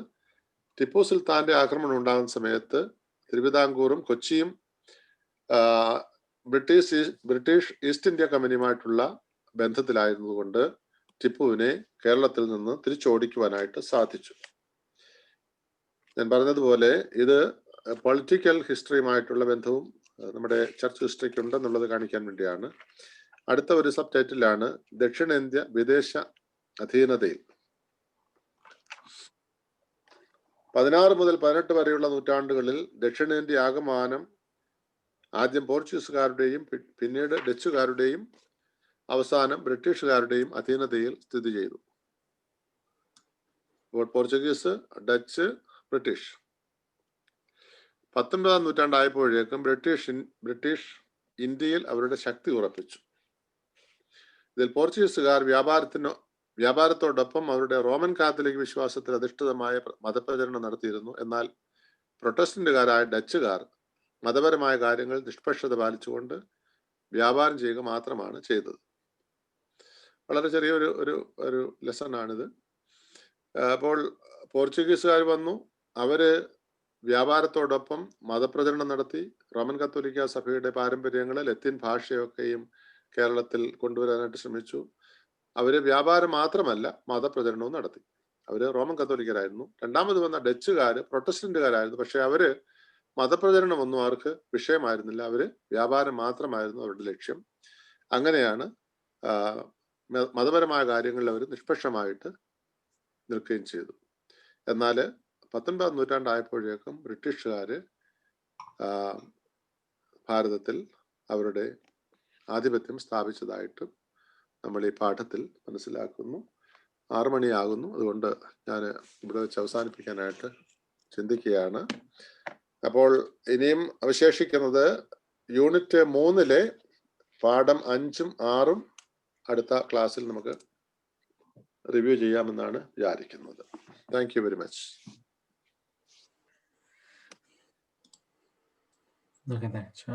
നമുക്കെന്നാ പ്രാർത്ഥിച്ചിട്ട് ക്ലോസ് ചെയ്യാം. നിങ്ങൾ എല്ലാവരും പഠിക്കുന്നുണ്ടെന്ന് ഞാൻ വിചാരിക്കുന്നു. ഞാനും നിങ്ങളോടൊപ്പം പഠിക്കുകയാണ് കേട്ടോ. പ്രാർത്ഥിക്കാം. ശുദ്ധമുള്ള ബാബ, ശുദ്ധമുള്ളതിന്റെ നാമത്താൽ ഞങ്ങളെ നീ കാത്തുകൊള്ളണമേ. രക്ഷിതാവായ പുത്ര, ജയമുള്ളതിന്റെ സ്ലീവായാൽ ഞങ്ങളെ മറച്ചുകൊള്ളണമേ. ശുദ്ധമുള്ള റൂഹ, ശുദ്ധമുള്ള ഭവനങ്ങളാ ഞങ്ങളെ ക്ഷമിക്കണമേ. ദൈവമായ കർത്താവേ, നിരവക്കലും എല്ലാ സമയത്തിലും ദൈവത്വത്തിന്റെ ചെറിയ കീഴിൽ എന്നേക്കും ഞങ്ങളെ മറച്ചുകൊള്ളണമേ. ആമീൻ. ദാവാ ദൈവത്തിന്റെ സ്നേഹവും ഏകജാതന്റെ കൃപയും പരിശുദ്ധാത്മാവിന്റെ സംബന്ധവും സഹവാസവും ഞങ്ങളെല്ലാവരോടും കൂടെ ഇപ്പോഴും എപ്പോഴും എന്നേക്കും ഉണ്ടായിരിക്കുമാറാകണമേ. ആമീൻ. Thank you. Thank you, Joe. God bless everyone. Thank you. Right. അടുത്ത ക്ലാസ് എന്നാ? ഫസ്റ്റ് സൺഡേ 7-ാം തീയതി ഫെബ്രുവരി ഫെബ്രുവരി 7. ഓക്കെ, ശരി എന്നാ. Thank you. Thank you, Jen. Thank you. Bye. Good night. Bye bye.